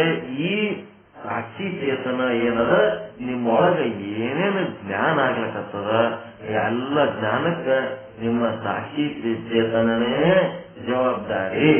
ಮತ್ತ ಸಾಕ್ಷಿ ಚೇತನ ಜವಾಬ್ದಾರಿ ಅದ, ಅಂತಃಕರಣ ಉಪಯುಕ್ತ ಚೇತನ ಜವಾಬ್ದಾರಿ ಅದ. ಅದ್ರೊಳಗ ಬೆಳಕಿದ್ದು ಆಗ ತಿಳ್ಕೊಳ್ಳೋದು. ಪರಮಾಜ್ಞಾನಕ್ಕೂ ನಿಮ್ ಸಾಕ್ಷಿ ಚೇತನನೇ ಕಾರಣ ಅದ. ಮತ್ತ ಬೆಳಕಿರ್ಲಾರ್ದ ಕತ್ತಲದೊಳಗ ಹಾವು ಕಾಂಡಿದ್ದಾಗ ಒಂದು ಅವಿದ್ಯೆಯಿಂದ ಜ್ಞಾನ ಆಗ್ತದಲ್ಲ, ಆ ಅವಿದ್ಯೆ ಜ್ಞಾನಕ್ಕೂ ಸಾಕ್ಷಿ ಚೇತನನೇ ಅಧಿಷ್ಠಾನ ಅದ. ಬೆಳಕಿದ್ದಾಗ ಹಗ್ಗ ಅಂತ ಕಾಣ್ತದಲ್ಲ, ಅಂತ ಚೇತನಕ್ಕೂ ಅಧಿಷ್ಠಾನ ನಿಮ್ಮ ಸಾಕ್ಷಿ ಚೇತನನೇ ಆದ. ಬ್ರಹ್ಮಾಂಡ ಅಂತ ಭ್ರಮೆ ಆಗಿದ್ರೆ ಅದಕ್ಕೆ ಏನದು? ಬ್ರಹ್ಮಾಂಡ ಎಂತ ಜ್ಞಾನದು? ಬ್ರಹ್ಮಜ್ಞಾನ. ಬ್ರಹ್ಮಾಂಡದೊಳಗಿನ ವಿಷಯ ಮತ್ತು ವಿಷಯದ ಜ್ಞಾನ ಬ್ರಹ್ಮಜ್ಞಾನ. ಬ್ರಹ್ಮನೇ ಇದೆಲ್ಲ ಅದನ್ನದು ಬ್ರಹ್ಮಜ್ಞಾನ. ಹೆಂಗದ ನೋಡ್ರಿ, ಇದೆಲ್ಲ ಬ್ರಹ್ಮ ಅದ ಅಂದ್ರೆ ಬ್ರಹ್ಮಜ್ಞಾನ. ಬ್ರಹ್ಮ ನೋಡಕ್ ಆಗ್ಲಿಲ್ಲ, ಬೆಳಕಿನಾಗ ಏನ್ ವಸ್ತುಗಳ ಕಾಣಕತ್ತವ, ಬ್ರಹ್ಮಾಂಡ ಇರ್ಬೋದು, ಪಿಂಡಾಂಡ ಇರ್ಬೋದು, ಹಾಗಿರ್ಬೋದು, ಅದು ನಿಮ್ಮ ಅಂತಃಕರಣ ವೃತ್ತಿ ಹೊರಗೆ ಹೋಗಿ ಅದರ ಆವರಣ ಭಂಗ ಮಾಡಿ ಏನ್ ತಿಳ್ಕೊತದಲ್ಲ ಅದು ಪ್ರಮಾಜ್ಞಾನ. ಬೆಳಕಿನ ಕತ್ತಲಾಗ ಏನ್ ತಿಳ್ಕೊಬೇಕಂತದಲ್ಲ ಅದು ಏನಾಯ್ತು? ಅವಿದ್ಯೆ ಕೆಲಸ ಮಾಡಿದ್ದಕ್ಕ ಅದು ಅವಿದ್ಯೆಯಿಂದ ಉಂಟಾದಂತ ಭಾಷೆ, ಸಾಕ್ಷಿ ಭಾಷೆ ಏನದಲ್ಲ ಅದು ಏನದ? ಬ್ರಹ್ಮಜ್ಞಾನ. ಮತ್ತ ಕನಸಿನಾಗ ಬರ್ತಾವ ಅವು ಸ್ವಪ್ನ ಜ್ಞಾನ. ಎಲ್ಲದಕ್ಕೂ ಏನದ? ನಿಮ್ಮ ಅಂತಃಕರಣ ಉಪಯುಕ್ತ ಚೇತನದಿಂದ ಅವುಗಳ ಜ್ಞಾನ ಆಗ್ತದ. ಆ ವಸ್ತುಗಳು ಎದರಿಂದ ಆಗ್ಯಾವಪ್ಪ ಅಂತಂದ್ರೆ ಆ ಹೊರಗಿರುವಂತ ವಸ್ತು ಬ್ರಹ್ಮ ಚೇತನ ಏನದಲ್ಲ ಬ್ರಹ್ಮಾಂಡದೊಳಗ, ಆ ಚೇತನವೇ ಏನಾಗ್ಯದ? ಗೊತ್ತಿಲ್ಲದಕ್ಕೆ ಹಾಗಾಗ್ಯದ, ಬೆಳಕಿಲ್ಲದಕ್ಕೆ ಹಾವಾಗ್ಯದ. ಹೀಗಾಗಿ ಏನಾಯ್ತು? ಹೊರಗಿರುವ ಉಪಯುಕ್ತ ಚೇತನ ಆ ವಸ್ತುಗಳಾಗ್ಯದ, ಮತ್ತೆ ಒಳಗಿರುವ ಅಂತಃಕರಣ ಉಪಯುಕ್ತ ಚೇತನ ಆ ವಸ್ತುವಿನ ಜ್ಞಾನ ಆಗ್ಯದ. ಇಷ್ಟು ತಿಳ್ಕೊಂಡು ನೆಕ್ಸ್ಟ್ 136ನೇದ್ರ ಬಗ್ಗೆ ಇದು ಪೀಠಿಕೆ. ಈ ಪೀಠಿಕೆಯಿಂದ ಮುಂದೆ ನಾವೀಗ ಬ್ರಹ್ಮ ದರ್ಶನಕ್ಕೆ ಹೋಗ್ಲಕತ್ತೀವಿ. ಉಪಯುಕ್ತ ಚೇತನದ ದರ್ಶನ ಆದ್ರೂ ಒಂದೇ. ಎಲ್ಲಾ ವಸ್ತುಗಳು ನೋಡುವಾಗ ಅದ್ರೊಳಗಿನ ಉಪಯುಕ್ತ ಚೇತನದ ದರ್ಶನ ಮಾಡ್ಕೋಬೇಕು. ಮತ್ತ ಅಂದ್ರ ಚಲನಶೀಲವಾದಂತ ಜೀವಂತ ವಸ್ತುಗಳು ಏನದವ ಅವುಗಳನ್ನ ನೋಡಿದಾಗ ಅಲ್ಲಿ ನೀವೇನ್ ಮಾಡ್ಬೇಕು? ಸಾಕ್ಷಿ ಚೇತನದ ದರ್ಶನ ಮಾಡ್ಕೋಬೇಕು. ಮತ್ತೆ ಅಚಲ ಅಂದ್ರೆ ಜಡ ವಸ್ತುಗಳು ಏನದವ ಅವುಗಳ ದರ್ಶನ ಮಾಡ್ಕೊಳ್ಳೋ ಟೈಮ್ನೊಳಗ ಅಲ್ಲೇನ್ ಮಾಡ್ಬೇಕು? ಎಂತ ಚೇತನ? ಉಪಯುಕ್ತ ಚೇತನ. ವಸ್ತುಗಳೊಳಗ ಉಪಯುಕ್ತ ಚೇತನ, ಜೀವಗಳೊಳಗ ಸಾಕ್ಷಿ ಚೇತನ, ಇವುಗಳ ದರ್ಶನ ಮಾಡ್ಕೋಬೇಕು ನೀವು. ಅವುಗಳಿಂದ ಉಂಟಾದ ಜ್ಞಾನ ನಿಮ್ಮ ಅಂತಃಕರಣದಲ್ಲಿ ಆಗ್ತಿರ್ತದೆ. ಬೆಳಕಿದ್ದಾಗ ಬ್ರಹ್ಮಜ್ಞಾನ ಆಗ್ತದೆ, ಬೆಳಕಿಲ್ಲಾದಾಗ ಬ್ರಹ್ಮಜ್ಞಾನ ಆಗ್ತದೆ. ಕತ್ತಲ್ಲ ಅವಿದ್ಯೆಯಿಂದ. ಈಗ ನಾವು ಮುಂದೆ ಉಪಯುಕ್ತ ಚೇತನ ಮತ್ತು ಅಂತಃಕರಣ ಉಪಯುಕ್ತ ಚೇತನ, ರಜ್ಜು ಉಪಯುಕ್ತ ಚೇತನ ಮತ್ತು ಅಂತಃಕರಣ ಉಪಯುಕ್ತ ಚೇತನ ಅಂದ್ರೆ ಸಾಕ್ಷಿ ಚೇತನ. ಇದು ಏನದ? ಇದು ಅಧಿಷ್ಠಾನವಿರುತ್ತದೆ. ಜಗತ್ತಿನ ಎಲ್ಲಾ ವಸ್ತುಗಳೊಳಗಿರುವ ಉಪಯುಕ್ತ ಚೇತನೆ ಆ ವಸ್ತುಗಳಿಗೆ ಅಧಿಷ್ಠಾನ. ಮತ್ತು ನಿಮ್ಮ ಶರೀರದೊಳಗೆ ಈ ಒಳಗೆ ಜ್ಞಾನ ಏನ್ ಮಾಡ್ಕೊತೀರಲ್ಲ, ಆ ಜ್ಞಾನಕ್ಕೆ ನಿಮ್ಮ ಸಾಕ್ಷಿ ಚೇತನನೇ ಅಧಿಷ್ಠಾನ ಇರ್ತದ. ಅಲ್ಲಿ ರಜ್ಜು ಅಲ್ಲ ಮತ್ತು ಅಂತಃಕರಣ ಅಲ್ಲ. ರಜ್ಜು ಅಲ್ಲ, ಅಂತಃಕರಣ ಅಲ್ಲ, ಅಧಿಷ್ಠಾನ ವಸ್ತು.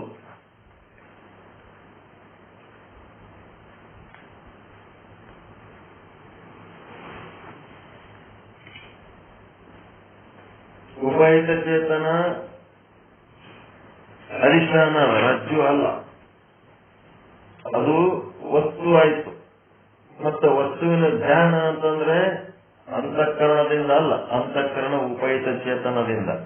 ಈ ರೀತಿ ತಿಳ್ಕೊಂಡು ಮುಂದೆ 136ನೇ ವಿಷಯಾಂಕದೊಳಗ ವಸ್ತು, ಬ್ರಹ್ಮಾಂಡ, ಪಿಂಡಾಂಡ ನಿಮ್ಗೆ ಎಲ್ಲೆಲ್ಲಿ ಕಾಣ್ತವ ಅಲ್ಲೆಲ್ಲ ನಿಮ್ಗ ಬ್ರಹ್ಮದರ್ಶನ. ಯತ್ರ ಯತ್ರ ಮನೋವಾಸಿ ತತ್ರ ತತ್ರ ಬ್ರಹ್ಮದರ್ಶನ. ಏನ್ ನೋಡ್ತಿರ್ತೀರಿ ನೀವು? ಜಗತ್ತಿನ ವಸ್ತುಗಳು ನೋಡ್ತಿರ್ತೀರಿ, ಇಲ್ಲ ಜೀವಿಗಳನ್ನ ನೋಡ್ತಿರ್ತೀರಿ, ಇಲ್ಲ ನಿಮ್ಮನ್ನ ನೀವು ನೋಡ್ತಿರ್ತೀರಿ. ಅದ್ರೊಳಗೆ ಇರೋದೇನದ? ಒಂದಿಷ್ಟು ವಸ್ತುಗಳದವ, ಒಂದಿಷ್ಟು ದೇಹಗಳದವ, ಒಂದಿಷ್ಟು ಬ್ರಹ್ಮಾಂಡ. ಟೋಟಲ್ ಆಗಿ ಒಂದು ಆಕಾಶ ಭೂಮಿ ಎಲ್ಲ ಕೇಳಿ ಪಂಚಮಹಾಭೂತದ ಒಂದು ಬ್ರಹ್ಮಾಂಡ ಕಾಣಿಸ್ತದ. ಇದು ಬಿಟ್ಟು ಮತ್ತಿನ್ನೇನಾರ ಕಾಣ್ತದೆ ನಿಮ್ಗ? ಜಗತ್ತಿನ ವಸ್ತುಗಳನ್ನ ನೋಡಿದಾಗ ಅದರೊಳಗೇನೋ ಉಪಯುಕ್ತ ಚೇತನವನ್ನು ನೋಡ್ಬೇಕು. ಇಡೀ ಬ್ರಹ್ಮಾಂಡವನ್ನು ನೋಡಿದಾಗ ಅಲ್ಲಿ ಬ್ರಹ್ಮಚೇತನದ ಅಧಿಷ್ಠಾನತೆಯನ್ನು ನೋಡಬೇಕು. ಪಿಂಡಾಂಡ ನಿಮ್ಮದಿರ್ಬೋದು, ಮತ್ತೆ 84 ಲಕ್ಷ ಜೀವರಾಶಿಗಳ ಪಿಂಡಾಂಡಗಳಿರ್ಬೋದು. ಅಲ್ಲೆಲ್ಲ ಏನ್ ಮಾಡಬೇಕು?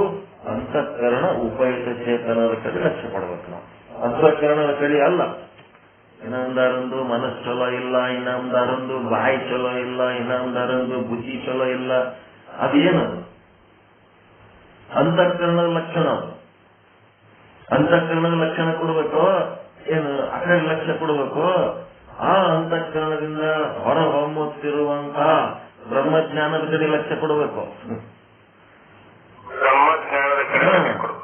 ನಾನ್ ಬಾಯಿ ಚಲೋ ಇಲ್ಲ, ಏನ್ ಮಾಡ್ತೀರಿ? ಈಗ ನಿಮ್ ನಳದ ಪೈಪ್ ಸಿಕ್ಕಿದ್ದೆ ಅಂತ ಸುಡಗಾಡ ಪೈಪ್, ಜಂಗದಿಂದ ಪೈಪ್ ಸಿಕ್ಕಾವ, ಅದ್ರಾಗಿಂದ ನಳ ಬರ್ಲಕ್ಕಪ್ಪ, ಅವೇ ನೀರು ಕುಡಿಬೇಕು. ನೀವು ಏನ್ ಮಾಡ್ತೀರಿ ಈಗ?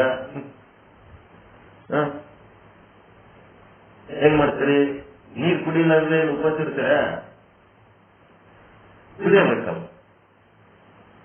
ಹಿಂಗ ಲಕ್ಷ್ಯ ಎಲ್ಲಿ ಕೊಡ್ಬೇಕಪ್ಪ ಅಂತಂದ್ರ ಅಲ್ಲಿ ಬರುವ ನೀರಿನ ಕಡೆ ಲಕ್ಷ್ಯ ಕೊಡಬೇಕು, ಪೈಪಿನ ಕಡೆ ಲಕ್ಷ್ಯ ಕೊಡಪ್ಪ. ನಾವೇನ್ ಮಾಡ್ತೀವಿ? ಪೈಪಿನ ಕಡೆ ಲಕ್ಷ್ಯ ಕೊಟ್ಟು ನೀರು ತ್ಯಾಗ ಮಾಡಿರ್ತೀವಿ. ಇದೇ ಸಮಸ್ಯೆ.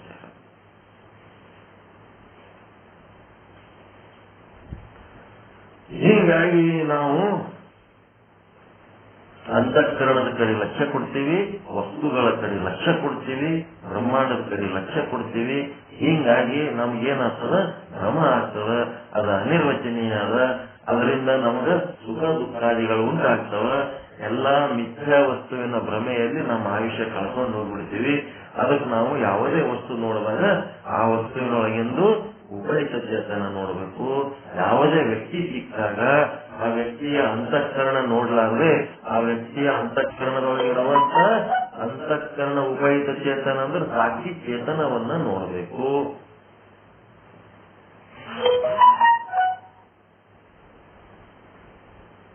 ಅವನು ಒಬ್ಬ ಎದುರು ಬಂದು ಕತ್ತೆ ಅಂದ ಕೂಡ್ಲೇನೆ ಅವ ಕತ್ತೆ ಅಂದನಂತೇಳಿ ಅವನ ಅಂತಃಕರಣ ನೋಡ್ಬೇಕಾ? ಕತ್ತೆ ಅಂತೇಳಿ ಹಿಂದೆ ಕೂತು ಅನ್ಸೋದಕ್ಕೆ ಶಕ್ತಿ ಕೊಟ್ಟನಲ್ಲ ಉಪಯುಕ್ತ ಚೇತನ, ಅಂತಃಕರಣ ಉಪಯುಕ್ತ ಚೇತನ ಬ್ರಹ್ಮ, ಅವನಿಗೆ ನೋಡ್ಬೇಕ. ಯಾಕಪ್ಪ ಏನ್ ತೊಂದರೆ ಆಯ್ತು ನನ್ಲಿಂತ? ನನಗೆ ಕತ್ತೆ ಅನ್ಲಕತ್ತಿದ್ ನೀನು? ಏನಾಗ್ಯದ, ಏನ್ ತ್ರಾಸ ಮಾಡ್ಕೊಳಕತ್ತಿದೆ, ಇಲ್ಲ ಯಾಕೆ ನನ್ಗೆ ಯಾಕೆ ಬೈದು, ನೀನ್ ಯಾಕೆ ಕಷ್ಟಪಡ್ಲಕತ್ತಿದೆ, ಏನಾಗ್ಯದ ಹೇಳು, ಏನಾರ ತಪ್ಪಾಗಿದ್ರು ಸುಧಾರಿಸಿಕೊಳ್ಳmu ಅಂತಂದ್ರೇನು ಉಪಯುಕ್ತ ಚೇತನ ನೋಡಿ ಮಾತನಾಡುವವನ ಭಾಷೆ ಅದು. ಅಂತಃಕರಣ ನೋಡಿ ಮಾತಾಡೋ ಏನಂತಾನ, ಈಗ ಕೈ ತಗೊಂಡ್ಬಿಡ್ತಾನೆ. ಯಾಕಂದ್ರೆ ನನ್ನ ಕಚ್ಚೆ ಅಂತೇನೆ, ನನ್ನ ಮಗನೇ ನೀನು ಕಚ್ಚನ, ನೀನು ಹಂಗಂತೀನಿ, ನಾ ಎಂತಿದೆ ಅಂತ ಬೈಲಕತ್ತಿ ಬಿಡ್ತಾನ. ಅವ ಯಾರು? ಅಂತಃಕರಣ ನೋಡಿ ಮಾತಾಡವ. ಅಂತಃಕರಣ ಉಪಯುಕ್ತ ಚೇತನ ನೋಡಿ ಮಾತಾಡವ ಅವ ಬ್ರಹ್ಮನೇ ಆಗಿ ಬ್ರಹ್ಮನ ಜೊತೆಗೆ ವ್ಯವಹರಿಸ್ತಾ ಇರ್ತಾನ. ಇವ ತಾನು ಬ್ರಹ್ಮದೊಳಗಿರ್ತಾನ, ಮತ್ತ ಅಂತಃಕರಣವೇ ಇವನಿಗೆ ಅಧಿಷ್ಠಾನ ಆಗಿರ್ತದ. ಮತ್ತ ಇವನ್ ಕನ್ಯಕರಣವೆಲ್ಲ ಅಂತಃಕರಣಗಳೇ ಕಾಣ್ತಾವ. ಅವ್ರ ಮನಸ್ಸು ಹಂಗದ, ಇವ್ರ ಬುದ್ಧಿ ಹಿಂಗದ, ಅವ್ರ ಕೆಲಸ ಹಂಗದ, ಇವ್ರ ಹಂಗದ, ಬರೇ ಎಲ್ಲ ಟೀಕೆ ಮಾಡ್ತಿರ್ತಾನ. ಆದ್ರೆ ಅದರಿಂದ ಉಪಯುಕ್ತ ಚೇತನದ ಕಡೆ ಲಕ್ಷಣ ಇಲ್ಲ ಅವನಿಗೆ.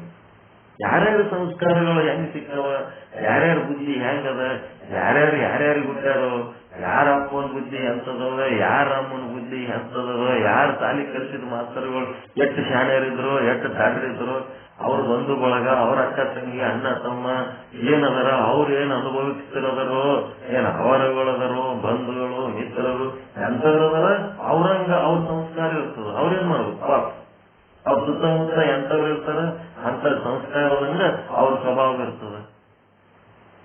ಆ ಸಂಸ್ಕಾರವನ್ನ ನಾವು ನೋಡ್ಲಕ್ ಹೋಗ್ಬಾರ್ದು. ಆದ್ರೆ ಹಿಂದಿರೋಂತ ಉಪಯುಕ್ತ ಚೇತನವನ್ನ ನೋಡ್ಬೇಕು. ಅಂತಃಕರಣ ಉಪಯುಕ್ತ ಚೇತನ, ಸಾಕ್ಷಿ ಚೇತನವನ್ನು ನಾವು ನೋಡ್ಬೇಕು. ಬ್ರಹ್ಮ ದರ್ಶನ ಮಾಡ್ಕೋಬೇಕು. ಅದು ಮಾಡಿದ್ರೆ ಸುರಕ್ಷಿತವಾಗಿ ನೀವು ಆನಂದ, ಅವರು ಆನಂದ, ನೀವು ದೊಡ್ಡ ಮಹಾತ್ಮರಾಗಿಬಿಡ್ತೇವೆ. ಉಪಯುಕ್ತ ಚೇತನ ನೋಡುವುದು ಈ ಉದಾಹರಣೆ ಅಥವಾ ಇವತ್ತಿನ 136ನೇ ವಿಷಯಾಂಕದಿಂದ ಈ ಅಧ್ಯಯನದಲ್ಲಿ ನಿಮಗೆಲ್ಲಾ ಕಡೆ ಸಾಕ್ಷಿ ಚೇತನ ಯಾರೇ ವ್ಯಕ್ತಿ ಆದ್ರೆ ಅವ್ರ ಜೊತೆಗೆ ನೀವು ಸಾಕ್ಷಿ ಚೇತನವನ್ನ ನೋಡಿ ವ್ಯವಹರಿಸುವಂತಹ ಕೆಲಸ ಮಾಡಿಬಿಟ್ರಿ, ವಿಚಾರ ಸಾಗರ ಇಲ್ಲಿಗೆ ಮುಗಿತು ಸಾಕು. ನೀವು ಮತ್ತ ಅವ್ರ ಅಂತಃಕರಣ ನೋಡಿ ಕಾಮ, ಕ್ರೋಧ, ಲೋಭ, ಮೋಹ, ಮದ, ಮತ್ಸರ, ಆಹಾರ, ನಿದ್ರೆ, ಭಯ, ಮೈಥುನಗಳ ಅಪಹಪಿ, ಮತ್ತಿನ್ನೇನದವಲ್ಲಪ್ಪ, ಧರ್ಮ, ಅರ್ಥ, ಕಾಮ, ಮತ್ತೇನೇನದವ ಅವೆಲ್ಲ ಓದು ನೋಡಿಬಿಟ್ರಿ ಅಂತಂದ್ರೆ ನಿಮ್ ಕೈಲಿ ಮಾತರ್ಗಡಿ ಆಗಿಬಿಡ್ತು. ಸಾಕ್ಷಿ ಚೇತನ ನೋಡಿದ್ರೆ ಒಂದೇ ಒಂದು ವಸ್ತುವಿನ ದರ್ಶನ, ಯಾರು ಹೆಂಗೆ ಹಾಕಿರ್ಲಕ್ಕ, ನಮಗೆ ಸಾಕ್ಷಿ ಚೇತನ ಒಂದು ನೋಡಿದ್ರೆ ಸಾಕು. ಉಳಿದು ಎಲ್ಲ ತಗೊಂಡು ಏನ್ ಮಾಡೋದು? ಯಾರ್ಯಾರ ಗುಣ ಸ್ವಭಾವಗಳು ಅವ್ರವ್ರಿಗೆ ಹೆಂಗಿರ್ತಾವ, ನಾವೇನ್ ಮಾಡ್ಲಕ್ಕ. ಒಂದೇ ನೋಡಿ ಸಂತೋಷ ಪಡ್ತೀರ, ಅನೇಕವಾದಂತ ಅವರ ಸ್ವಭಾವಗಳನ್ನ ನೋಡಿ, ವರ್ತನೆಗಳನ್ನ ನೋಡಿ ಸಂತೋಷ ಪಡ್ತೀರ, ದುಃಖ ಪಡ್ತೀರ ನೋಡಿ. ಏಕಾಗ್ರ ಅನೇಕಾಗ್ರ. ಬ್ರಹ್ಮಚೇತನ ನೋಡಿದ್ರ ಏಕಾಗ್ರ. ಅದನ್ನ ಬಿಟ್ಟು ನೀವು ಭ್ರಮದೊಳಗೆ ಹೋದ್ರಿ ಕೋಟಿ ಕೋಟಿ ವಿಷಯಗಳ ದರ್ಶನ ಆಗ್ತದೆ. ಅದು ಅನೇಕಾಗ್ರ. ಸೂಜಿ ಒಳಗ ಏಕಾಗ್ರ ಆದ್ರೆ ಪೂರ್ಣಿಸ್ತದ, ಅನೇಕಾಗ್ರ ಆದ್ರೆ ಪೂರ್ಣಿಸಂಗಿಲ್ಲ. ಸೂಜಿ ಕಣ್ಣೊಳಗಿನ ದಾರ ಹಂಗೆ. ಅದಕ್ಕೆ ನಾಳೆ ಈ ಬ್ರಹ್ಮದರ್ಶನ ವಿಚಾರ ಇನ್ನು ಡೀಟೇಲ್ ಆಗಿ ಕರ್ಕೊಂಡು ಹೋಗ್ತಾರ. ಇಂಟ್ರೆಸ್ಟಿಂಗ್ ಆದಲ್ರಿ ಪಾಠ. ಇನ್ನ ಏನ್ ಹೇಳ್ತಾರೋ ಇನ್ನ ಚೆನ್ನಾಗಿ ತಿಳ್ಕೋಬೇಕು ಅಂತ ಅನಿಸ್ತದ. ವಿವರ್ತ ಮತ್ತ ಪರಿಣಾಮ ಗೊತ್ತಾಗ್ಬಿಟ್ಟದಲ್ರಿ ಈಗ. ಅನಿರ್ವಚನೀಯ ಅಂತೇಳಿ ಅಷ್ಟೇ ಅಂದ್ಕೊಂಡು ಸುಮ್ಮಿದ್ ಬಿಡೋಣ ಸಾಕು ಅಂತೇಳಿ ಅಷ್ಟೇ ಬಿಡ್ತು. ಇಲ್ಲ ಸಾಕ್ಷಿ ಚೇತನದ ದರ್ಶನ ಆಗತ್ತನ ಬಿಡಂಗಿಲ್ಲ ಅಂತೇಳಿ ನೀವು ವಾದ್ರಿ ಅಂತಂದ್ರೆ ಅವಾಗ ಇನ್ನೊಂದಿಟ್ಟು ಮುಂದಕ್ಕೆ ಬರ್ರಿ. ಹೆಂಗ್ ಮಾಡ್ಕೋಬೇಕು, ಸಾಕ್ಷಿ ಚೇತನ ಅಂದ್ರೆ ಏನು, ಎಲ್ಲಿರ್ತದ, ಅದನ್ನ ಹೆಂಗ್ ನೋಡ್ಬೇಕು, ಏನ್ ಮಾಡ್ಬೇಕು, ಎಲ್ಲ ಕೌಶಲ್ಯಗಳನ್ನು ಕಲಿಸ್ಕೊಡ್ತಾರೆ. ಇಲ್ಲಿ ತನಕ ಎಷ್ಟು ಗ್ರಂಥಗಳು ಓದಿರಿ, ಅದ್ರೊಳಗೆ ಈ ರೀತಿ ಸರಳ ರೀತಿಯಲ್ಲಿ ಬ್ರಹ್ಮಜ್ಞಾನ ಹೇಳಿ ಬ್ರಹ್ಮದರ್ಶನ ಮಾಡಿರಲ್ರಿ ಯಾವರೇ ಸಾಹಿತ್ಯಗಳು, ಗೀತೆಗಳು, ಮತ್ತೇನಾದ ಸ್ಮೃತಿಗಳು, ಶ್ರುತಿಗಳು.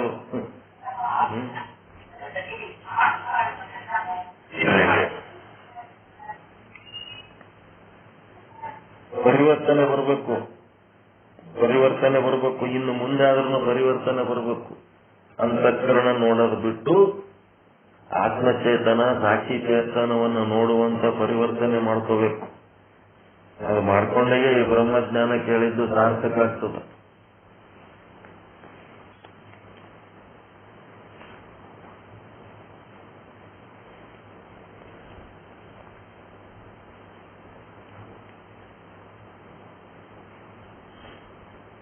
ಮತ್ತೇನು ಏನಾರು ಹೇಳ್ಬೇಕು? ಯಾರು ಏನಾರು ಇದ್ರ ಬಗ್ಗೆ ಯಾರೋ ಒಬ್ರು ಕೈ ರೈಸ್ ಮಾಡ್ಯಾರ, ಚಿಂತನೆ ಮಾಡಂಗ್ ಕಾಣ್ತಾರ.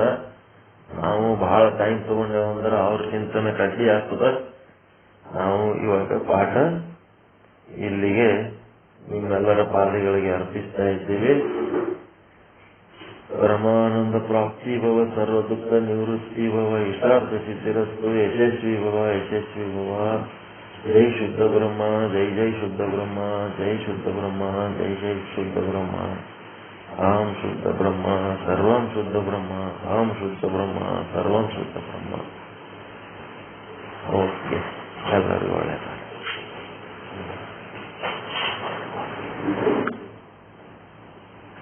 ಇದುವರೆಗೂ ನಮ್ಮನ್ನೆಲ್ಲರೂ ಮೋಕ್ಷದ ವೇದ ಸಂಪೂರ್ಣ ಮೋಕ್ಷದ ವಿಚಾರ ನಮಗೆಲ್ಲರಿಗೂ ಸುಂದರವಾಗಿ ತಿಳಿಸಿಕೊಟ್ಟಿರ್ತಕ್ಕಂಥ ಶ್ರೀಯ ಬ್ರಹ್ಮನಿಷ್ಠ ಸದ್ಗುರುಗಳಾಗಿರ್ತಕ್ಕಂಥ ಶರಣ ಬಸವ ಸ್ವಾಮೀಜಿಯವರಿಗೆ ಹೃತ್ಪೂರ್ವಕ ಅಭಿನಂದನೆಗಳು. ಈಗ ಮೆಲುಕು ಕಾರ್ಯಕ್ರಮ ಹೇಳ್ತಾರಲ್ಲ, ಹೇಳ್ತಾರಪ್ಪ. ಶುದ್ಧ ಬ್ರಹ್ಮನಿಷ್ಠ ಸದ್ಗುರುಗಳಾಗಿರ್ತಕ್ಕಂಥ ಬಹುರಾಣ ಅವಿಯರಿಂದ ಮೆಲುಕು ಕಾರ್ಯಕ್ರಮ ನಾವೆಲ್ಲರೂ ಆಲಿಸೋಣ. ಓಂ ಶ್ರೀ ಶುದ್ಧ ಬ್ರಹ್ಮಣೇ ನಮಃ. ಇವತ್ತಿನ ಮುಂಜಾವಿನ ಶುಭ ಸಮಯದಲ್ಲಿ ಸಾಧು ಶ್ರೀ ಸದ್ಗುರು ನಿಶ್ಚಲದಾಸರನ್ನು ಹಾಗೂ ಶ್ರೀ ಪಂಡಿತ ಪೀತಾಂಬರಜಿಯವರನ್ನು ಹೃದಯಕಮಲದಲ್ಲಿ ನೆನೆಸಿಕೊಂಡು ಹಾಗೂ ಈ ಶುದ್ಧ ಬ್ರಹ್ಮ ಜ್ಞಾನ ಪೀಠದ ಸಾನ್ನಿಧ್ಯ ವಹಿಸಿದಂತಹ ಸದ್ಗುರು ಬ್ರಹ್ಮನಿಷ್ಠ ಶರಣಬಸವ ಅಪ್ಪಾಜಿಯವರ ಪಾದಗಳಲ್ಲಿ ಅನಂತ ದಂಡವತ ಪ್ರಣಾಮಗಳು. ಇವತ್ತಿನ ಈ ಶುದ್ಧ ಬ್ರಹ್ಮ ಜ್ಞಾನ ಪೀಠದ ಪಾಠದಲ್ಲಿ ಉಪಸ್ಥಿತರಿರುವಂತಹ ಎಲ್ಲ ಸದ್ಗುರು ಸ್ವರೂಪಗಳಿಗೆ ಅನಂತ ನಮಸ್ಕಾರ. ಇವತ್ತಿನ ದಿವಸ ಗುರುಗಳು ಹೇಳಿದ ಪಾಠ 28/1/24ನೇ ತಾರೀಕಿನ ದಿವಸದ್ದು. ಇದರಲ್ಲಿ ವಿಚಾರ ಸಾಗರ ಗ್ರಂಥ ತರಂಗ 2 ಅನುಬಂಧ ವಿಶೇಷ ನಿರೂಪಣೆ, ಪ್ರಯೋಜನದ ಮಂಡನ, 14 ವಿಷಯಾಂಕ 87. ಇವತ್ತಿನ ದಿವಸ ಇಲ್ಲಿ ಪೂರ್ವ ಪಕ್ಷಿ ಹಗ್ಗ ನಾಶ ಆಗುವುದಿಲ್ಲ, ಹಾವು ನಾಶವಾಗುತ್ತದೆ ಮತ್ತು ಬಂಧಗಳು ಸತ್ಯವಿವೆ ಅಂತ ಹೇಳ್ತಾರೆ. ಜಗತ್ತು ಅಭ್ಯಾಸಿಕ ಅಲ್ಲ, ಸತ್ಯ ಇದೆ. ಅಂದರೆ ಸ್ಥೂಲ ಶರೀರ, ಅನ್ನಮಯ ಶರೀರ, ಪ್ರಾಣ, ಇಂದ್ರಿಯಗಳು, ವಿಷಯ, ಮನಸ್ಸು, ಬುದ್ಧಿ, ಚಿತ್ತ, ಅಹಂಕಾರ, ಚಿರಾಭಾಸ ಇವುಗಳಿಗೆ ಸಪೂರಕವಾಗಿರುವಂತಹ ಬ್ರಹ್ಮಾಂಡ ಮತ್ತು ಪಂಚ ಮಹಾಭೂತಗಳು, ಅದರಲ್ಲಿರುವಂತಹ ವಿಷಯಗಳು, ಜಡವಸ್ತುಗಳು, ಎಲ್ಲ ಜೀವರಾಶಿ ಇವೆಲ್ಲವೂ ಸತ್ಯ ಇರುತ್ತದೆ ಅಂತ ಹೇಳುತ್ತಾನೆ. ಸರಿ, ಎಲ್ಲವೂ ಈ ಎಲ್ಲ ಬಂಧಗಳು ಸತ್ಯವೇ ಅಂತ ಹೇಳುತ್ತಾನೆ. ಇನ್ನ ಈ ಎಲ್ಲ ಬಂಧಗಳು ಅಸತ್ಯ ಅಂತ ಹೇಳಬೇಕಾದರೆ ಅದಕ್ಕೆ ಸಾಮಗ್ರಿಗಳು ಬೇಕು ಅಂತ ಹೇಳುತ್ತಾನೆ. 5 ಸಾಮಗ್ರಿಗಳು ಹೇಳುತ್ತಾನೆ.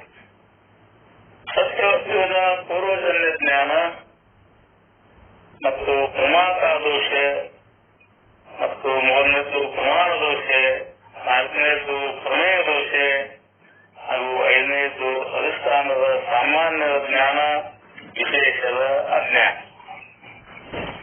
ಸತ್ಯವಸ್ತುವಿನ ಪೂರ್ವಜನ್ಯ ಜ್ಞಾನ ಅಂದರೆ ಯಾವನೋ ಒಬ್ಬನು ಹಿಂದೆ ಎಂದು ಒಂದು ದಿವಸ ಹಾವನ್ನು ನೋಡಿರಬೇಕು. ಆತ ಹಾವು ನೋಡದಿದ್ದರೆ ಆ ಹಾವು ದೂರುವುದಿಲ್ಲ ಅಂತ ಹೇಳ್ತಾನ. ಇದು ಸತ್ಯವಸ್ತು 1ನೇದು. ಇನ್ನ ಪ್ರಮಾತ ದೋಷ, ನಮ್ಮ ಅಂತಃಕರಣದೊಳಗಿನ ದೋಷಗಳು, ಲೋಭ, ಭಯ. ಲೋಭ ಇದ್ದವನಿಗೆ ಹುಟ್ಟಿದೊಳಗೆ ಬೆಳ್ಳಿ ಕಾಣಿಸುತ್ತದೆ,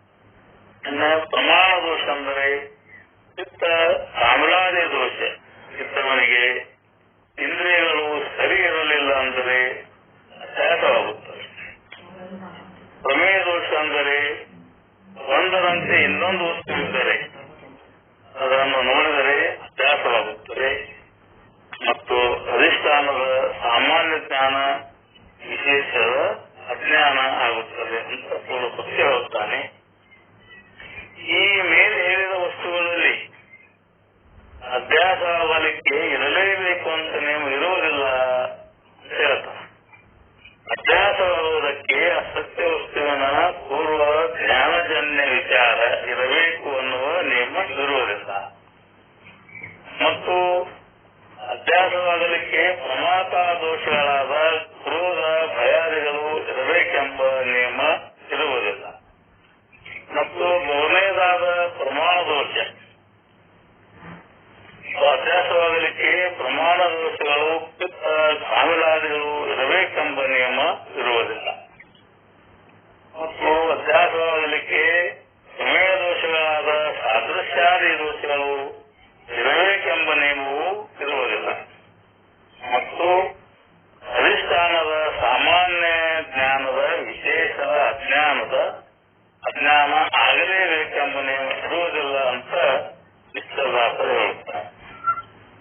ಇನ್ನ ಇಲ್ಲಿ ಎಲ್ಲ ಪ್ರಮಾಣ ಅಂದ್ರೆ ಇಂದ್ರಿಯಗಳು ಅಂಧತ್ವ ಪದತ್ವ ಇಂದ್ರಿಯಗಳಿಗೆ ಪ್ರಮಾಣ ಎಂದಿದ್ದಾರೆ.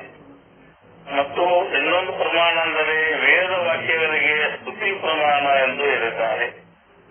ಮತ್ತು ಇನ್ನೊಂದು ಪ್ರಮಾಣ ಅಂದರೆ ನಮ್ಮಲ್ಲಿರುವಂತಹ ಅಹಂ ಬ್ರಹ್ಮಾಸ್ಮಿ ಅಂದ್ರೆ ಸದ್ಗುರುವಿನಿಂದ ನಾವು ಶ್ರವಣ ಮನನ ನಿಧ್ಯಾಸವನ್ನು ಮಾಡಿ ಅಹಂ ಬ್ರಹ್ಮಾಸ್ಮಿ ಜ್ಞಾನ ಮಾಡಿಕೊಂಡ್ರೆ ಅಹಂ ಬ್ರಹ್ಮ ನಾನು ಬ್ರಹ್ಮ ಅನ್ನುವುದೇ ಅದೇ ಪ್ರಮಾಣ ಅಂತ ಮೂರನೇ ಪ್ರಮಾಣ ಬಗ್ಗೆ ಹೇಳುತ್ತಾರೆ. ಇನ್ನು ಆತ್ಮನ ವಿಶೇಷಣಗಳು ಸತ್ತು ಚಿತ್ತು ಆನಂದ ನಿತ್ಯ ಪರಿಪೂರ್ಣ. ಸದ್ರೂಪ ಅಂದರೆ ಇದೇನೆ ಎಂಬುವುದು ಅಜ್ಞಾನ ವಿರೋಧಿ ಅಲ್ಲ. ಚಿದ್ರೂಪ ಮಾತ್ರ ಅಜ್ಞಾನದ ವಿರೋಧಿಯಾಗಿರುತ್ತದೆ. ಅಂದರೆ ಚಿದ್ರೂಪದಲ್ಲಿ ಬಂದು ಮತ್ತೆ ನಾವು ಏನಾದರೂ ಇದ್ದೇನೆ ಅಂದರೆ ಅಜ್ಞಾನಕ್ಕೆ ವಿರೋಧಿಯಾಗುತ್ತದೆ. ಇದ್ದೇನೆ ಅನ್ನುವುದರಲ್ಲಿ ನಾನು ಬ್ರಹ್ಮ ಇದ್ದೇನೆ ಅಂತ ತಿಳಿಯಬೇಕು. ಹೇಗೆಂದರೆ ನಾವು ಹಾಲಿನಲ್ಲಿ ನೀರು ಕೂಡಿದರೂ ನಾವು ಹಾಲೇ ಅನ್ನುವಂತೆ, ಮತ್ತು ಇನ್ನ ಬ್ರಹ್ಮದಲ್ಲಿ ಅಜ್ಞಾನ ಆಶ್ರಯವಾಗಿದೆ. ಅದಕ್ಕೆ ಅಜ್ಞಾನ ಹೊರತುಪಡಿಸಿ ನಾನು ಬ್ರಹ್ಮ ಇದ್ದೇನೆ ಅಂತ ತಿಳಿಯಬೇಕು. ಬ್ರಹ್ಮನನ್ನು ಹೊರತುಪಡಿಸಿ ಉಳಿದ ವಸ್ತುಗಳು ನೀರಿನಂತೆ ತಿಳಿಯಬೇಕು, ಹಾಲಿನಂತೆ ಬ್ರಹ್ಮನನ್ನು ತಿಳಿಯಬೇಕು. ನಾವು ಗುರುವಿನ ಬಳಿ ಹೋಗಿ ಸಾಧನ ಮಾಡಿ ನನ್ನೊಳಗೆ ಆತ್ಮ ಇದೆ, ನಾನೇ ಆತ್ಮ, ನಾನು ಎಲ್ಲರಲ್ಲಿಯೂ ಇದ್ದೇನೆ, ಎಲ್ಲವೂ ನನ್ನೊಳಗೆ ಇರುತ್ತದೆ, ಎಲ್ಲವೂ ನನ್ನ ಪ್ರತಿರೂಪವೇ ಇರುತ್ತದೆ, ನಾನು ಬಂದ ಅಂದರೆ ಎಲ್ಲವೂ ನಾನು ಬಿಂಬ ಅಂದರೆ ಎಲ್ಲವೂ ನನ್ನ ಪ್ರತಿಬಿಂಬವೇ, ಆ ಬಿಂಬ ಅಂದರೆ ನಾನು ಅದರ ಪ್ರತಿಬಿಂಬವೇ ಇದ್ದೇನೆ ಅಂತ ತಿಳಿಯಬೇಕು. ಇದೇ ನಿಜವಾದ ಜ್ಞಾನವಾಗಿರುತ್ತದೆ. ಸದ್ರೂಪ ಆತ್ಮದ ಪ್ರಕಾಶವು ಅಜ್ಞಾನಕ್ಕೆ ವಿರೋಧಿ ಇರುವುದಿಲ್ಲ. ಆತ್ಮದ ವಿಶೇಷ ಮಾತ್ರ ಅಜ್ಞಾನಕ್ಕೆ ವಿರೋಧಿಯಾಗುತ್ತದೆ. ಸದ್ರೂಪದ ಅನುಭವ ಜ್ಞಾನಿಗಳಿಗೂ ಇದೆ, ಅಜ್ಞಾನಿಗಳಿಗೂ ಇದೆ. ಆದ್ದರಿಂದ ಅದನ್ನು ಆತ್ಮನ ಸಾಮಾನ್ಯ ರೂಪ ಎನ್ನುತ್ತಾರೆ. ಆದರೆ ಚಿತ್ತು ನಿತ್ಯ ಆನಂದ, ನಿತ್ಯ ಮುಕ್ತ ಇತ್ಯಾದಿ ವಿಶೇಷ ರೂಪದ ಅನುಭವ ಅಜ್ಞಾನಿಗಳಿಗೆ ಇರುವುದಿಲ್ಲ, ಜ್ಞಾನಿಗಳಿಗೆ ಮಾತ್ರ ಇರುತ್ತದೆ. ಸದ್ರೂಪದಲ್ಲಿ ನಾನು ಇದ್ದೇನೆ ಅನ್ನುವುದರಲ್ಲಿಯೇ ಅಜ್ಞಾನ ಬಂದಿದೆ. ಒಂದು ಚಿದ್ರೂಪ,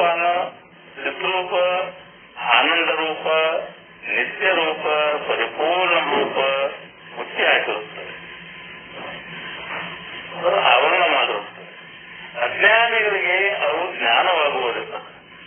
ಯಾರು ಗುರುವಿನ ಬಳಿ ಕುಳಿತು ಶ್ರವಣ ಮನನ ನಿಧಿಧ್ಯಾಸನ ಸಾಧನವನ್ನು ಮಾಡಿಕೊಂಡು ಚಿದ್ರೂಪ, ಆನಂದ ರೂಪ, ನಿತ್ಯ ರೂಪ, ಪರಿಪೂರ್ಣ ರೂಪ ಜ್ಞಾನವನ್ನು ಜ್ಞಾನಿಗಳಾದವರು ಪಡೆದುಕೊಳ್ಳುತ್ತಾರೆ. ಆದ್ದರಿಂದ ಮಾಯೆ ಸದ್ರೂಪದ ಮೂಲಕ ಕೂಡಿಕೊಂಡು ಚಿದ್ರೂಪ, ಆನಂದ ರೂಪ, ನಿತ್ಯ ರೂಪ, ಪರಿಪೂರ್ಣ ರೂಪದ ಮೂಲಕ ನಮ್ಮ ವಿಶೇಷಣಗಳನ್ನು ಮುಚ್ಚಿ ಹಾಕಿದೆ. ಅಂದರೆ ಅಜ್ಞಾನದ ಕಾರಣವು ನಮ್ಮ ಅನುಭವಕ್ಕೆ ಬರುತ್ತಿರುವುದಿಲ್ಲ. ಅಧ್ಯಾಸ ರೂಪದ ನಿವೃತ್ತಿಯೂ ಕೂಡ ಜ್ಞಾನದಿಂದಲೇ ಆಗುತ್ತದೆ. ಕರ್ಮದಿಂದ ಆಗುವುದಿಲ್ಲ, ಉಪಾಸನೆಯಿಂದಲೂ ಆಗುವುದಿಲ್ಲ, ಕೇವಲ ಜ್ಞಾನದಿಂದಲೇ ಆಗುತ್ತದೆ. ಅದಕ್ಕೆ ನಾವು ನಿರ್ವಿಕಾರಿಯಾಗಿರಬೇಕು. ನಿರ್ವಿಕಾರಿಯಾಗಬೇಕಾದರೆ ಆತ್ಮನ ವಿಶೇಷಣದ ಆವರಣ ಕಳೆದುಕೊಳ್ಳಬೇಕು. ಇವು ಕಳೆದುಕೊಳ್ಳಲಿಕ್ಕೆ ಗುರುವಿನ ಬಳಿ ಕುರಿತು ಶಾಸ್ತ್ರ ಭಾಷೆಗಳು, ಗುರುವಿನ ವಾಕ್ಯವನ್ನು ಅನುಭವ ಪೂರ್ಣವಾಗಿ ಕೇಳಿಕೊಂಡು ಈ ಆವರಣ ಕಳೆದುಕೊಳ್ಳಬೇಕು. ಆಮೇಲೆ ಆ ಸದ್ರೂಪ ಬ್ರಹ್ಮ ವಿಕಾರಿಯಂಥದ್ದು ನಿರ್ವಿಕಾರಿಯಾಗುತ್ತದೆ. ನಾವು ಸದ್ರೂಪ ಬ್ರಹ್ಮದಲ್ಲಿ ಬಂದು ನಿರ್ವಿಕಾರಿಯಾಗಿ ಶುದ್ಧ ಬ್ರಹ್ಮನಾಗಬೇಕು ಅಂತ ಗುರುಗಳಷ್ಟು ಪಾಠ ಹೇಳಿದ್ದಾರೆ. ನನಗೆ ತಿಳಿದಷ್ಟು ಮಟ್ಟಿಗೆ ನಾನು ಎಲ್ಲ ವಾಣಿಗಳನ್ನ ತಮ್ಮ ಮುಂದೆ ಇಟ್ಟಿದ್ದೇನೆ. ಏನಾದರೂ ದೋಷಗಳಾಗಿದ್ದರೆ ತಾವು ಕ್ಷಮಿಸಬೇಕು ಎಂದು ಹೇಳಿಕೊಂಡು ಎಲ್ಲ ವಾಣಿಯನ್ನು ಮುಕ್ತಾಯ ಮಾಡುತ್ತೇನೆ. ಶರಣು ಶರಣಾರ್ಥಿ.